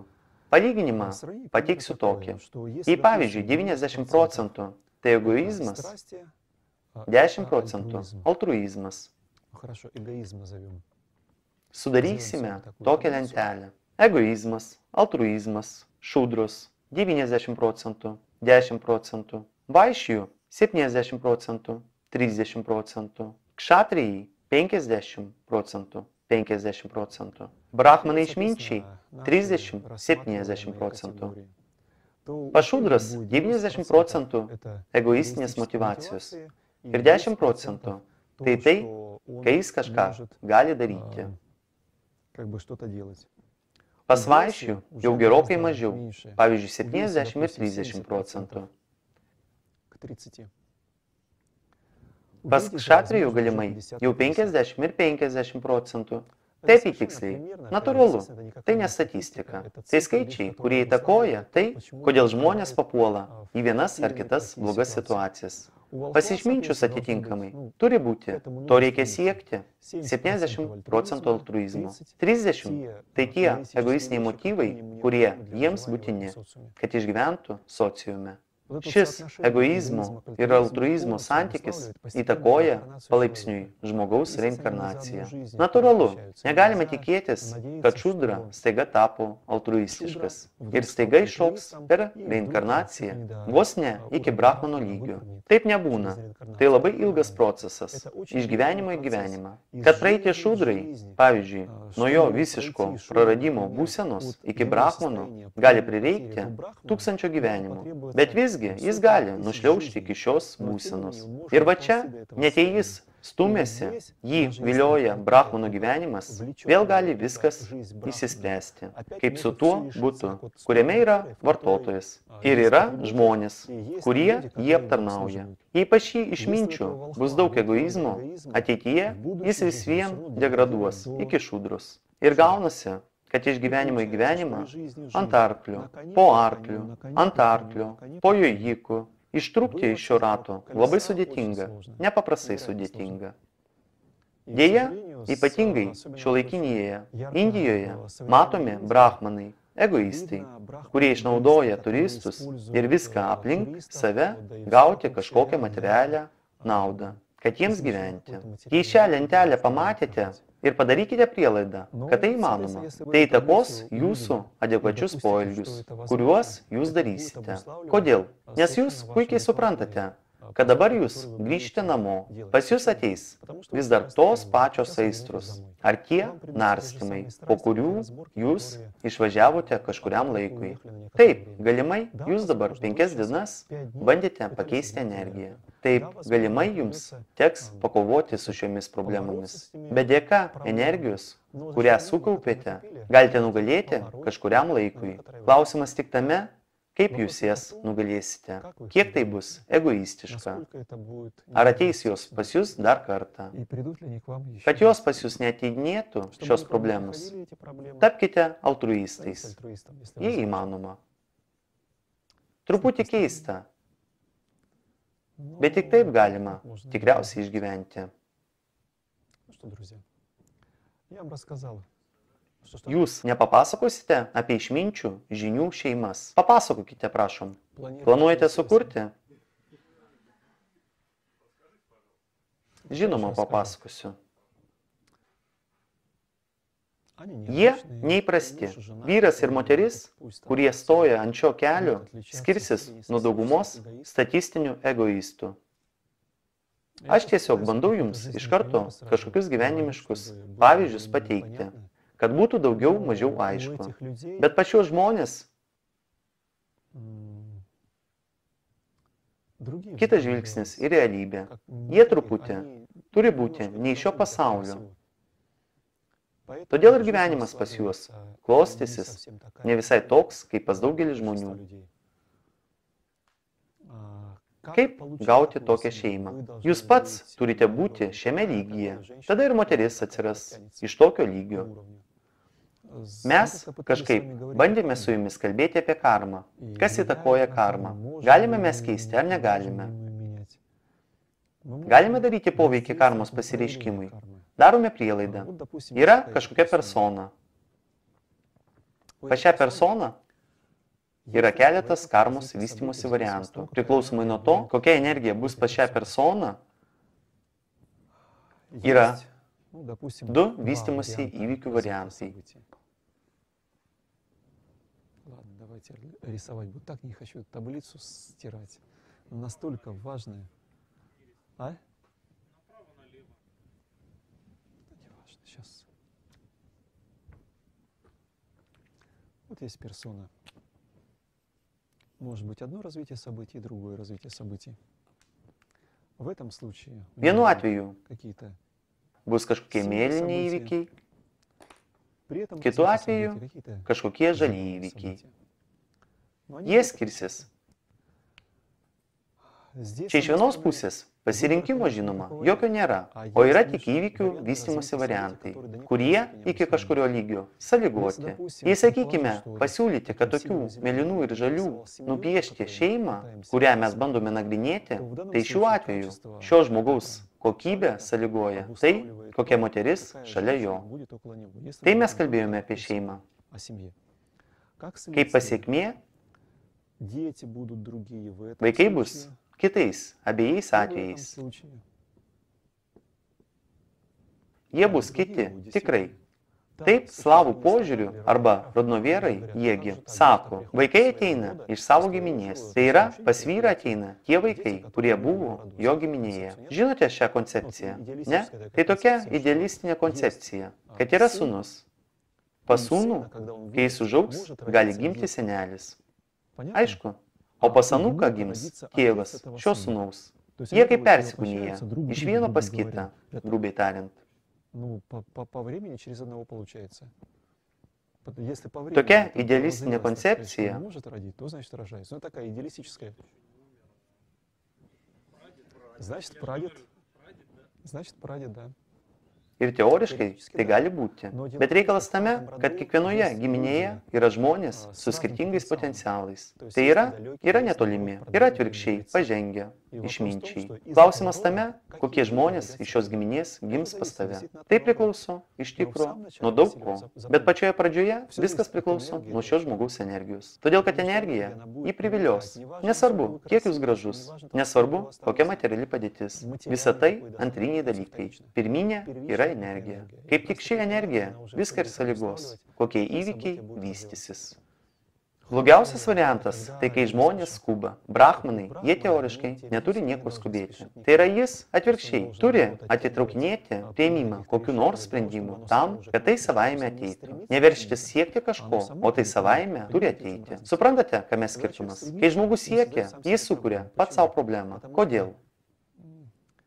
Nes numatomai žmogus evoliucionuoja. Tai yra jis, kaip ir turėtų vystytis. Ir skirtinguose etapuose pas jį bus skirtingos pasaulėžiūros koncepcijos. Tai, ko jūs panorėsite, būdami 20 metų amžiaus, pavyzdžiui, jūs manote, Maša, mano idealas. 30 metų jūs jau taip nekalbėsite. Kai jūs sukaupsite gyvenimišką patirtį, suprasite, kad iš Mašų atsiranda Mašinkos, Mašuličkos ir taip toliau. Ir tai tampa labai negražu. Ir jums tai jau nepatiks. Aš perdedu, bet apytiksliai, logiką jūs supratote. Todėl po kiekvieno laiko tarpu žmonės, kurie jums patiks, jie bus kiti. Brahmanui pageidautina idealią pasiekti tokią energijos įsisąmoninimo lygį, kad jis, priimdamas sprendimą, žiūrėtų maksimaliai toli. To, kad jam tikrai atneš tam tikrą laimę. Pas brahmanus, kaip tokios laimės, ir nėra. Nes žmogus, kuris sąmoningas, jis šiuo pasauliu mažai mėgaujasi. Lygiai taip pat ir pagal karmą tam tikri įvykiai, kuriais jūs prieš laiką džiaugiatės, jūs juos ne visada galėsite suprasti.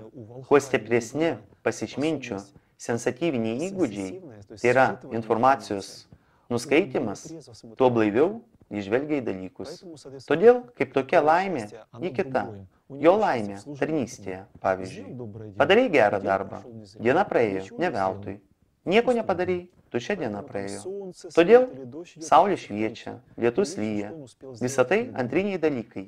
Pirminis dalykas, ką aš spėjau padaryti kitiems. Aš stengiausi kalbėti apie altruizmo lygį ir tuo pačiu egoizmą.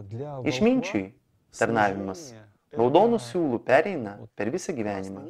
Jis turi visą kažką daryti, visą daryti kitiems. Kiekvieną minutę stengtis kažką padaryti. Atitinkamai, kokį pasirinkimą padarys šį personą, priklauso nuo jo lygio. Išgirdote? Bus stipri energija, adekvati? Aš išgirdau tik. Išminčiai, aš noriu, didžiąją dalimi? Ne visai. Ne visai, bet didžiąją dalimi taip. Išminčius nelygus išminčiui. Adekvačiam, apie kurį jūs kalbate, kuris eina į sociumą, dėsto, jį šeimos nemato greičiausiai. Kam? Kam tada šeima?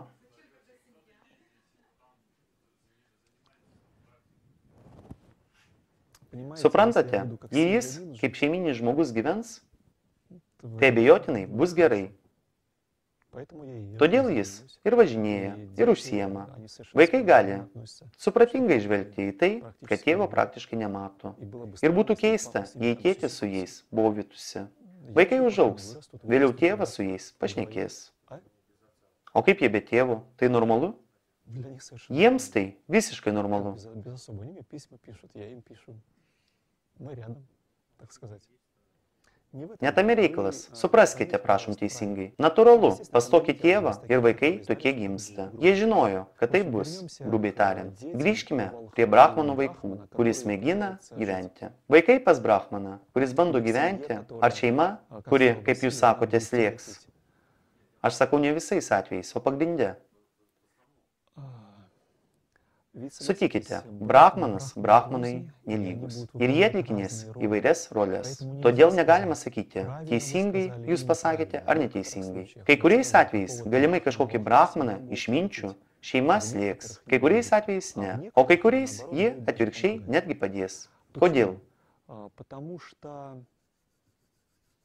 если Jei вам jums суждено lemta родить каких-то pagimdyti детей, kažkokius например, vaikus, опять же, pavyzdžiui, по šiame карме, gyvenime, придут pagal какие-то karmą, дети, pas jūs ateis kažkokie tai И vaikai. если вы Jūs трезвый, juos благородный pagimdysite. человек, то вы Jei jūs будете daugiau видеть, ar как mažiau развивается blaivus общество žmogus, вокруг, tai jūs и matysite, как, kaip это vystosi общество будет visuomenė aplink воздействовать на ir ваших kaip детей, то ši есть visuomenė этих детей veiks склонять. jūsų vaikus. Tai yra link ko šiuos То у вас vaikus появятся gundys. силы Tai pas jūs atsiras jėgos не dėl физически vaikų практиковать, praktikuoti ir не užsiimti, практиковать и bet praktikuoti ne заниматься, jogą, но o практиковать kažkokius не йогу, а geroviškus какие-то darbus, правильные pavyzdžiui. дела. Galbūt jūs Может быть, netapsite вы dėl станете vaikų из-за jogų детей эфемерным egoistų, эгоистом, o kaip tik а как раз darysite это будет dėl для visuomenės dorovės выражения общества kažkokius этих darbus. вещей. Galite padaryti tokią prielaidą.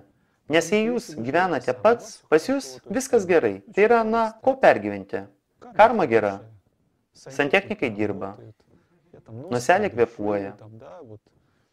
Galbūt dar kažkokius altruistinius darbus darau. Tikriausiai aš gerai pergimsiu. O kai pas jūs vaikai, jūs puikiai suprantate, kad jei jūsų vaikai degraduos, jūs degraduosite paskui juos. Jūs dėsite daug daugiau pastangų. Aš nenoriu leistis į smulkmenas. Viskas daug sudėtingiau. Panagrinėkime laiko tarpą, kurį mes su jumis schematiškai aprašinėjame. Paimsime kaip paveikslėlį skalę nuo 20 iki 100 metų. 20 metų žmogus priima sprendimą apsivesti, gimdyti vaikus ir taip toliau. Vaikai yra tik trumpas laiko tarpas skalėje nuo 20 iki 100 metų. Gerai, 20 metų jie yra vaikai, o vėliau jie tampa partneriais, draugais. Jūs išstatinėjate su jais kitus savitarpio santykius. Turėkite omenyje, kad šiuo atveju aš turiu mintyje būtent apie brahmanų vaikus, kurie gimė pas brahmanus, pas kuriuos pačius brahmanų potencialas. Suprantama, jei mes nagrinėjame vaikų pavyzdį, kurie vartotojai, tai pragaras visam gyvenimui. 30 metų toks vaikas, švelniai tariant, išnešinės galvą savo tėvui. Šiuo atveju pas brahmaną viskas visiškai kitaip. Vaikai vaikais yra tam tikras metų skaičius. 10, 15, 20 metų praeis labai greitai ir vaikai nuostabiai padidinės šiems tėvams. Va, iš šio taško su tuo viskas gerai. Ir daugiau to, šie vaikai nevadinami vaikais. Tai draugai, kurie persikūnija su jais, galimai iš gyvenimo į gyvenimą. Supranta vienas kitą iš pusės žodžio. Pas juos nėra problemų, nes jei tokiam vaikui tėvai yra autoritetas, jie visiškai kitaip save veda.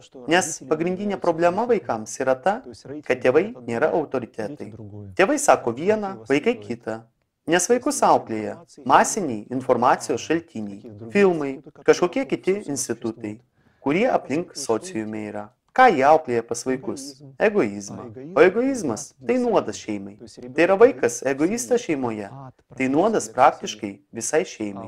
O brahmanas, jei jis nuovokus, jis auklėja savo vaikus. Ne egoistais. O jei pas moterį vystymosi kelyje, kelių metų tarpe vienas partneris, vėliau ateina pamaina. Aš neteisingai supratau.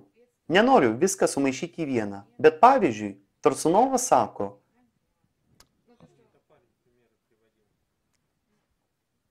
Вопрос в чем? Ну, вы задавайте, я поясню, если вы неправильно поняли, возможно, я это неправильно сказал. kad kažką palieka. Tai negerai. Visada reikia iki paskutinio tarnauti žmogui. Ir visgi, jei nesigauna, tik tada galima. Jūsų koncepcijoje tai irgi surišta su kastom partnerių kaita.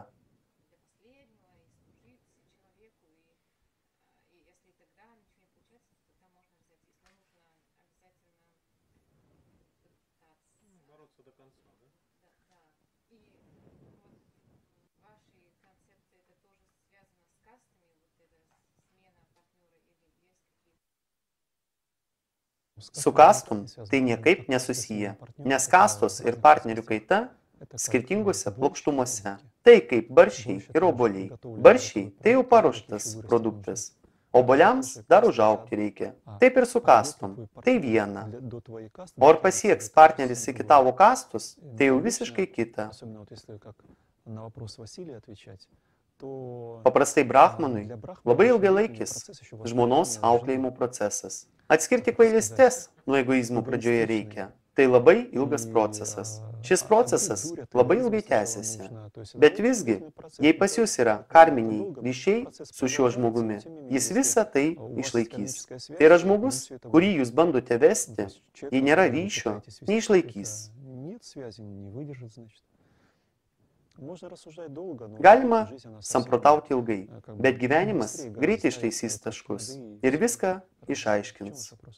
Denis Malinov lekcijoje kalba, kad brahmanui iš esmės vis vien kokią moterį imti. Viskas pagal karmą. Galima imti pirmą pasitaikiusią ir su ja gyventi.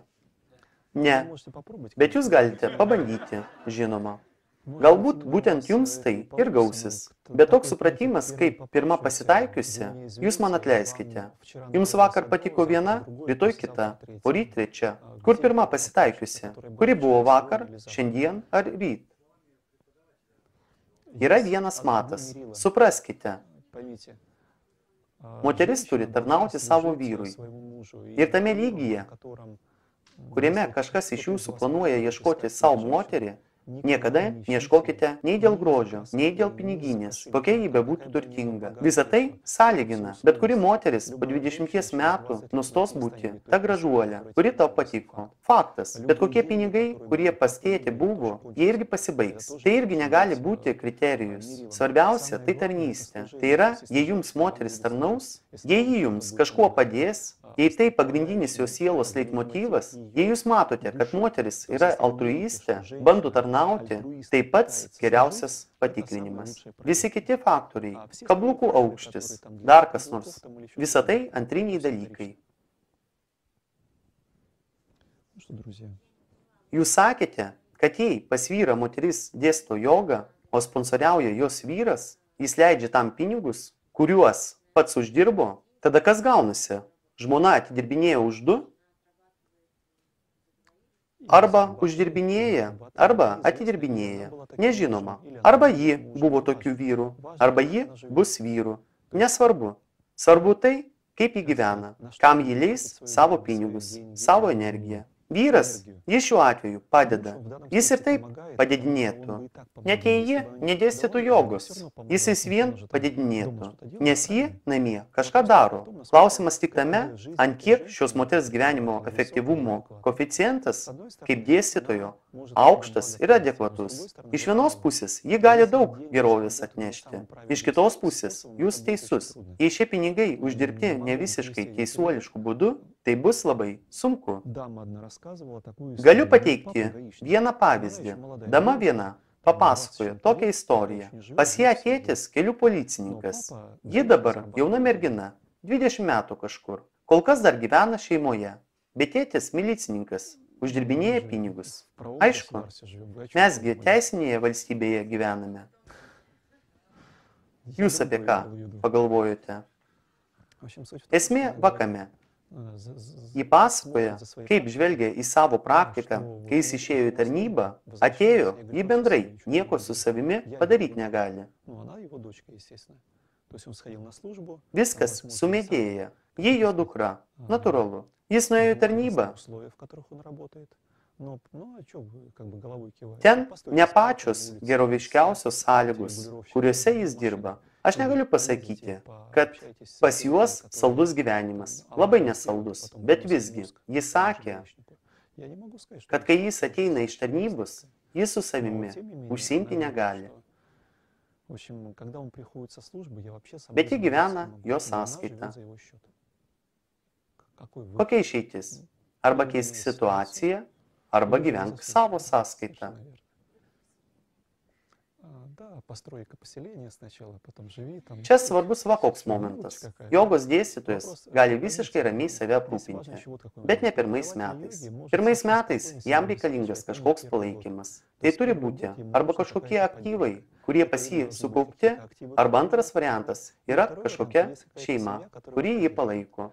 Daug pavyzdžių, kai jogos dėstytojas arba dėstytoja galinėme etape pradeda uždirbinėti daugiau to, kuris ją aprūpindavo pradinėme etape. Gyvenimas paprasto žmogaus, kuris gyvena nesusimastydamas, skirtumas tarp paprasto žmogaus, kuris gyvena už vidutinį 50 000 atlyginimą Maskvoje. Нет, меньше? Ну хорошо, ну 40-50, да? Кто охранник? Я не думаю, что много охранников, которые занимаются йогой. Чаще всего это так называемые офисные сотрудники или служащие. Suprantate, aš bandau paaiškinti. Vaišijų, šatrijai, šudros, jie gyvena ir net neįtarė, į kokią pusę jų gyvenimo vektorius nukreiptas. Tai yra kokia socialinių paslaugų sistema dirba tam, kad vyktų jų gyvenimas šiame bute. Karmos susikaupia ant tiek daug ir ant tiek greitai, kad jų gyvenimas principe pradeda keistis į blogąją pusę. Pas dėstytojus diametraliai priešinga situacija. Taip, pas juos sunkumai dabar ir išgyventi jiems gerokai sunkiau, bet visgi jie nekaupia šios karmos, kuri tik sunkins situaciją gyvenime. Nors galimai jūs jį ne iki galo dabar suprantate. Jei žvelgti į standartinį žmogų, kuris dirba kur nors, kokioje nors kompanijoje, uždirbinėja savo kažkokius pinigus, nori ar nenori, jis bus priverstas įsivelti į tam tikrus karminius procesus. Verslas duoda pinigus tuo atveju, jei kažkokia negeriausia karma sukasi. Tai visada taip. Kuo daugiau pinigų jūs gausite, tuo didesnė karminė skola bus pas jūs. Tai laikote galimu? Nebūna tokio. Tai pasakos. Ir pinigų daug, ir viskas gerovinga. Pas jogus teoriškai tai gali būti, bet ne pirmus 10 metų. Kai jis gali pravesti seminarą, pavyzdžiui, ir kelis mėnesius gali gyventi iš to, ką šis seminaras jam davė. Tai galima, bet ne pirmus metus. Pirmais metais visiems sunku. Gaunasi vienintelė išeitis tapti jogos instruktoriumi. Aš nuolatos apie tai sakau. Yragi geroviškas verslas besivystantiems žmonėms. Ką jūs sakote? Dievo maisto parduotuvė. O kodėl ne? Yra 4 Dievui palankus darbai. Так, ладно, друзья. Я думаю, мы сейчас с вами задержимся немного. Gerai, draugai. Aš negaliu praeiti pro šią temą. Мы, конечно, уже пересидели немного. Panagrinėsime dabar gerovišką maistą. Tiesiog panagrinėsime. Geroviško maisto pardavimas. Ох, с какой бы стороны вам начать это объяснять, чтобы вы поняли правильно все. Paslaugų sistema, kai jūs patenkinate kažkieno tai aistras, kai yra kažkokia aistra ir jūs bandote šią aistrą patenkinti. Nesvarbu, kaip jį vadinasi. Kažkam tai dešra, kažkam tai žali pietus. Bet tai aistros patenkinimas. Tai neįtikėtinai pavojinga. Tiesiog suprasite šį pavojų jūs tik tada, kai atsistosite ant dėstytojo kelio. Jūs žinote, kiek dėstytojų verkia, kai jie nekontroliuoja savo manipūrą čakrą. Jie protų viską supranta, o valgo taip, kad sustoti negali. Tai faktas. Kodėl? Nes praeituose gyvenimuose turėjo sveiko maisto parduotuvės. Tai viskas tarpusavėje susiję. Dama, kuri gamina savo vyrui maistą, jūs žinote, kas su ja vėliau ateityje bus. Jis skaniai gamina. Vyras taip valgo ir sako, oi, dėkoju, prisivalgiau. Aš suprantu, kad tai jaunasi su tais Dievui palankiais darbais, kaip jūs sakote, bet mes kalbame apie jogą dabar. Tenkinti kito žmogaus aistras tai pavojinga jūsų ateičiai. Nes jūs per vieną ar kitą čakrą gaunate energiją. Jei jums neužteks kvalifikacijos šią energiją perdirbti, aistrus jūs pavers. Galiu jums pateikti vieno mano pažįstamo jogo žodžius, kuris sako taip: verkiu ir valgau. Tai realybė. Tai vedantis dėstytojas, kuris iki šiol kenčia nuo kažkokios karmos, nuo kažkokios mažos geroviškos parduotuvės su maistu. Jūs teisingai mane supraskite. Aš jokių būdų jums nesakau, kad visa jūsų veikla tai blogai. Aš nežinau, kokia veikla jūs užsiemate, bet jūs tiesiog paminėjote gerovišką darbą. Pavyzdžiui, daktaras, mokytojas, nedvasininkas. Supraskite, va jūs sakote, kad tik dėstytojas tai teisingas gyvenimas. Pabandykite atsisėsti į mano vietą. Aš pats dėstytojas. Aš sakau jums, draugai, tik jogos dėstytojas gali būti adekvatus. Žvelgiant iš verslo pusės, ką aš darau, aš auginu savo konkurentus. Jūs nors vieną tokį verslą matėte? Tinklinis marketingas. Jie kartu kažką parduoda. Tai skirtingi dalykai. Tinklinėme marketinge daugiau gauna tas, kas inicijavo pardavimus. Pas mus diametraliai atvirkštinė situacija. Tai lygiareikšmiška su parduotuvė. Aš kepėjas, kepu duoną ir sakau, ko jūs pas mane bulkų atėjote? Jūs ką, kvaili? Imkite miltus, vandenį, va receptas. Eikite ir gaminkite. Jūs galite tai įsivaizduoti, kokie kepėjai tada būtų? Taip, o mes užsiimame tuo pačiu. Mes jums sakome, ko jūs pas mus užsiiminėjate. Eikite ir dėstykite. Tai vienintelis būdas. Gaunasi, aš ruošiu savo konkurentus. Bet visgi, turi būti kažkokia klasta, kam aš tai darau. Teisingai, kame klasta? Kaip jūs galvojate?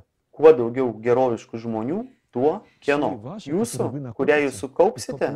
Gaunasi, yra kažkokie žmonės. Jūs jiems dėstysit, jie jums dėkos, o mes ką, ant pečių sėdėsime. Mes irgi norime savo padėkas. Teisingai? Tai klasikinis egoisto mąstymas. Egoistas niekada nedėstytų jogos. Reiškia, kokiam tikslui aš tai darau? Kaip jūs galvojate? В чем подвох тогда? Ну должен же быть подвох. Это знаете, как в анекдоте. Я не знаю. Kad viskas keistųsi. Kad purvą perdirbti.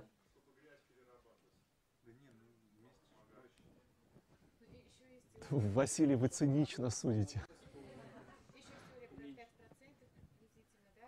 Как? Что 45%? 5?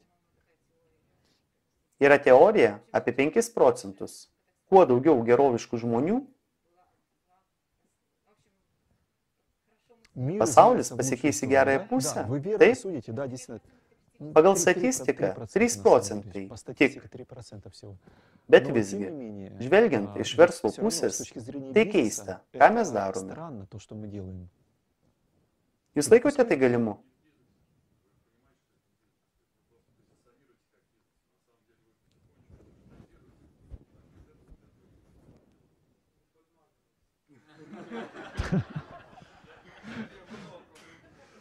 Да. Rytų praktikoje yra tokia nuomonė, kad neturi dėstyti jogą bet kas. Iyengaras pasibaisėjęs buvo tokiam mokytojų kiekiui, kuriuos jis pats užaugino. Net jo dėdė neleisdavo iki 40 metų praktikuoti jogą. Ne, visiška netiesa. Jo dėdė Krišnamacharys, įkūrėjas, grubiai tariant, šiuolaikinės Iyengaro ir Aštanga Vinjasos jogos. Jis jam metus neleido užsiiminėti jogą, nes netikėjo, kad tas bendrai išgyvens. Jis tuberkuliozę sirgo ir bendrai buvo nususęs. Tegul miršta savo mirtimi. Toks dėdė buvo. Po metų jis jam leido ir po 3 metų Iyengaras pats pradėjo dėstyti. Tai yra po 3 metų, kai jis pradėjo mokytis, jis dėstė kažkurioje moterų gimnazijoje Delyje, važinėjo su dviračiu ir dėstė. Ta nuomonė, kurią jūs paminėjote, tikrai egzistuoja, tik ne pas Iyengarą. Ta nuomonė yra ta, kad dėstyti reikia ne visiems, o tik tiems, kas realizavosi. Tipo, praktikavo ir tapo tokiu praktiku. O dabar aš mokau, o jūs mane paklausykite, juokauju. Esmė tame, kad tokia nuomonė plinta per mokytojus, kurie visiškai nuoširdžiai savo stebėjimų pagrindų mato. Yra Petrovas, pusprotis, kuris pirmame užsiėmime sodina visus į padmasaną. Žmonės traumuoja kelius ir taip toliau. Tai yra jie objektyviai sprendžia ir savaip yra teisūs.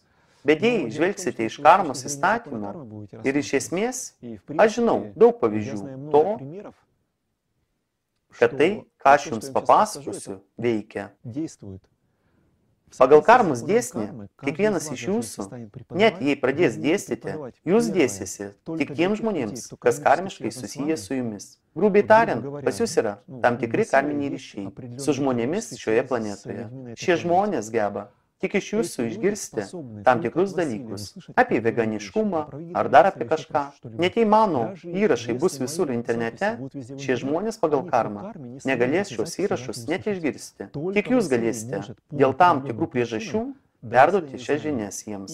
Ir su kiekvienu iš jūsų maždaug tokia situacija. Todėl šiuo atveju tai visiškai ne verslas, biznis. Tai tikrai pasaulio aplink pakeitimas. Kuo daugiau bus blaivių, sveikų dėstytojų, tuo bus geresnis pasaulis. Tai faktas. Kodėl? Nes pas dėstytoją gyvenimo kokybė ne dėl savęs jau keisis. Suprantate, apie ką aš kalbu? Jei jūs užsiemate jogą, kai kada neužsiemate, kai kada tingite. Bendrai, kaip gaunasi? Pas dėstytoją atsakomybė jau daugiau ne savo jogai, o žmonėms, pas kuriuos jis ateina į salę. Todėl randa savyje jėgų dėti pastangas, kai kitas jungia atbulinę pavarą. Tai iki tam tikro lygio yra svarbu vystymuisi. O nesigaus taip, kad žmogus vaišių lygyje ir jis tapo jogos dėstytoju.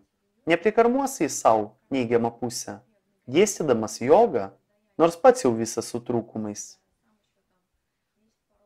Jūs žinote, visi vaišių, tai yra visi dėstytojai, kurie ateina mokytis, jie visi vaišių. Daugiau to, iš jų kažkoks procentas, net šūdrų. Aš visiškai ramiai tai žvelgiu. Yra žmonės, kurie pradeda dėstyti dėl ambicijų. Į tai aš irgi ramiai žvelgiu. Bendrai, jokių problemų. Bendrai nesvarbu, kas yra žmogus šiame vystymosi etape. Daugiau to, yra jogos mokyklos, kur ištempimą tikrina. Kokią asaną gali padaryti? Į asaną atsisėdai, mokysime tave. Neatsisėdai, nemokysim. Eik, pasipraktikuok namie ir taip toliau. Visa tai kvailystė. Kodėl? Nes jūsų raumenų ištempimo lygis bendrai jokios reikšmės neturi. Nes jei jūs mokinsite ir praktikuosite, visą tai palaipsniui įvaldysite. Yra žmonės, pas kuriuos konstruktyviai tokia fiziologija, kad dalį asanų jie neatliks niekada. Aišku, apie ką aš kalbu. Pas jūs yra klubo sąnariai. Fiziologiškai sąnariai pas daugelį, ne pas daugelį, pas tam tikrą procentą žmonių tokie, kad jie niekada neatsisės į samakanasaną. Niekada tai neįmanoma, nes pas juos sąnarys negali išeiti iš sąnario tašės, įtakota karmos. Tai ką, dėl to, ką jis dėstyti negali? Tai absurdas. Na, netlikinės iš šios samakanasanos. Ir kas? Kažkam nuo to blogai pasidarys? Bendrai niekam. Svarbu, kokios žinios pas žmogų, kokie praeiti gyvenimai. Asmeniškai man tai svarbiausia. Nes tai neįtikėtinai įdomu stebėti, kai žmogus prasimuša kaip šviesa tos žinios, kurių jis šiame gyvenime net niekur neskaitė. Išgirdote, apie ką aš kalbu? Jie pradeda pasakoti tai, kas pas juos ateina, intuicijos ir minties lygyje. Tai yra įdomiausia, nes knygose jūs niekada neperskaitysite apie daugelį dalykų, bet galite išgirsti iš žmogaus, kuris ištraukė šias žinias iš savo vidinio pasaulio. Tai kaip tik prie klausimų apie praeitus gyvenimus. Beveik mes palaipsniui prie to perėjom. Ką daryti, jei aš šiame etape nenoriu būti jogos dėstytoju? Man koks variantas? Užsiiminėkite savimi, užsiiminėkite vystymusi. Nebūtinai užsiimti su didelė auditorija. Tu gali paimti vieną žmogų ir padidinėti jam užsiiminėti. Tai irgi bus dėstymas. Grubiai sakant, Tokia gudrybė atitinkamai egzistuoja. Supraskite, kodėl jums norisi kažkokių dalykų. Norite kažkokius dalykus gauti, nes pas jūs suformuotos tam tikros žinios. Ir jūs prie šių dalykų ilgai ėjote. Tai yra kaip traukinys, kuris juda tam tikrais bėgiais.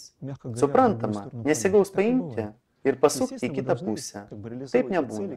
Žinoma, jūs turite realizuoti tuos tikslus, kurie pastatyti jumis, tėvais ir taip toliau. Dėstymas gali būti jums iš vienos pusės hobis. Svarbiausia, prašom, supraskite, dėstytojas gerokai atsakingiau atsineša į savo praktiką. Jūs tai išgirdote?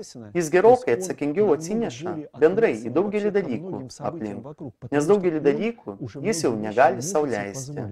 Visi tai suprato. Atitinkamai, šiuo atveju dėstymą nagrinėjame kaip asmeninės praktikos formą. Jei jūs norite vystytis, reiškia, pradėkite dėstyti. Pas jūs vystymas gerokai greičiau vyks. Tai faktas. Jūs pradėsite gyventi jau ne dėl savęs, o dėl kitų?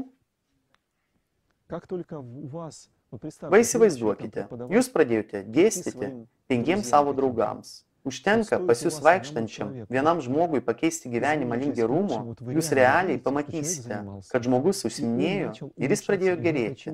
Jūs tai akivaizdžiai pamatysite. Pas jūs iš karto sparnai užaugs.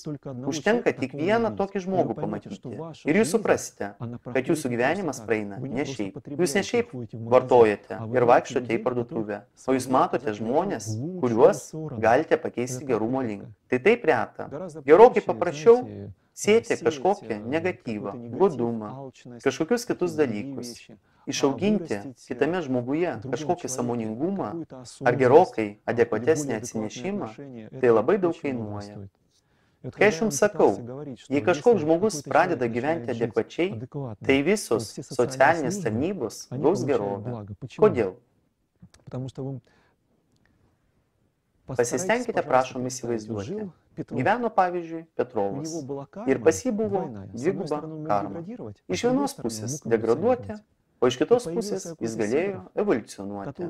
Atsirado kažkoks, pavyzdžiui, Sidorovas, kuris galėjo padėti Petrovui, nedegraduoti, o evoliucionuoti.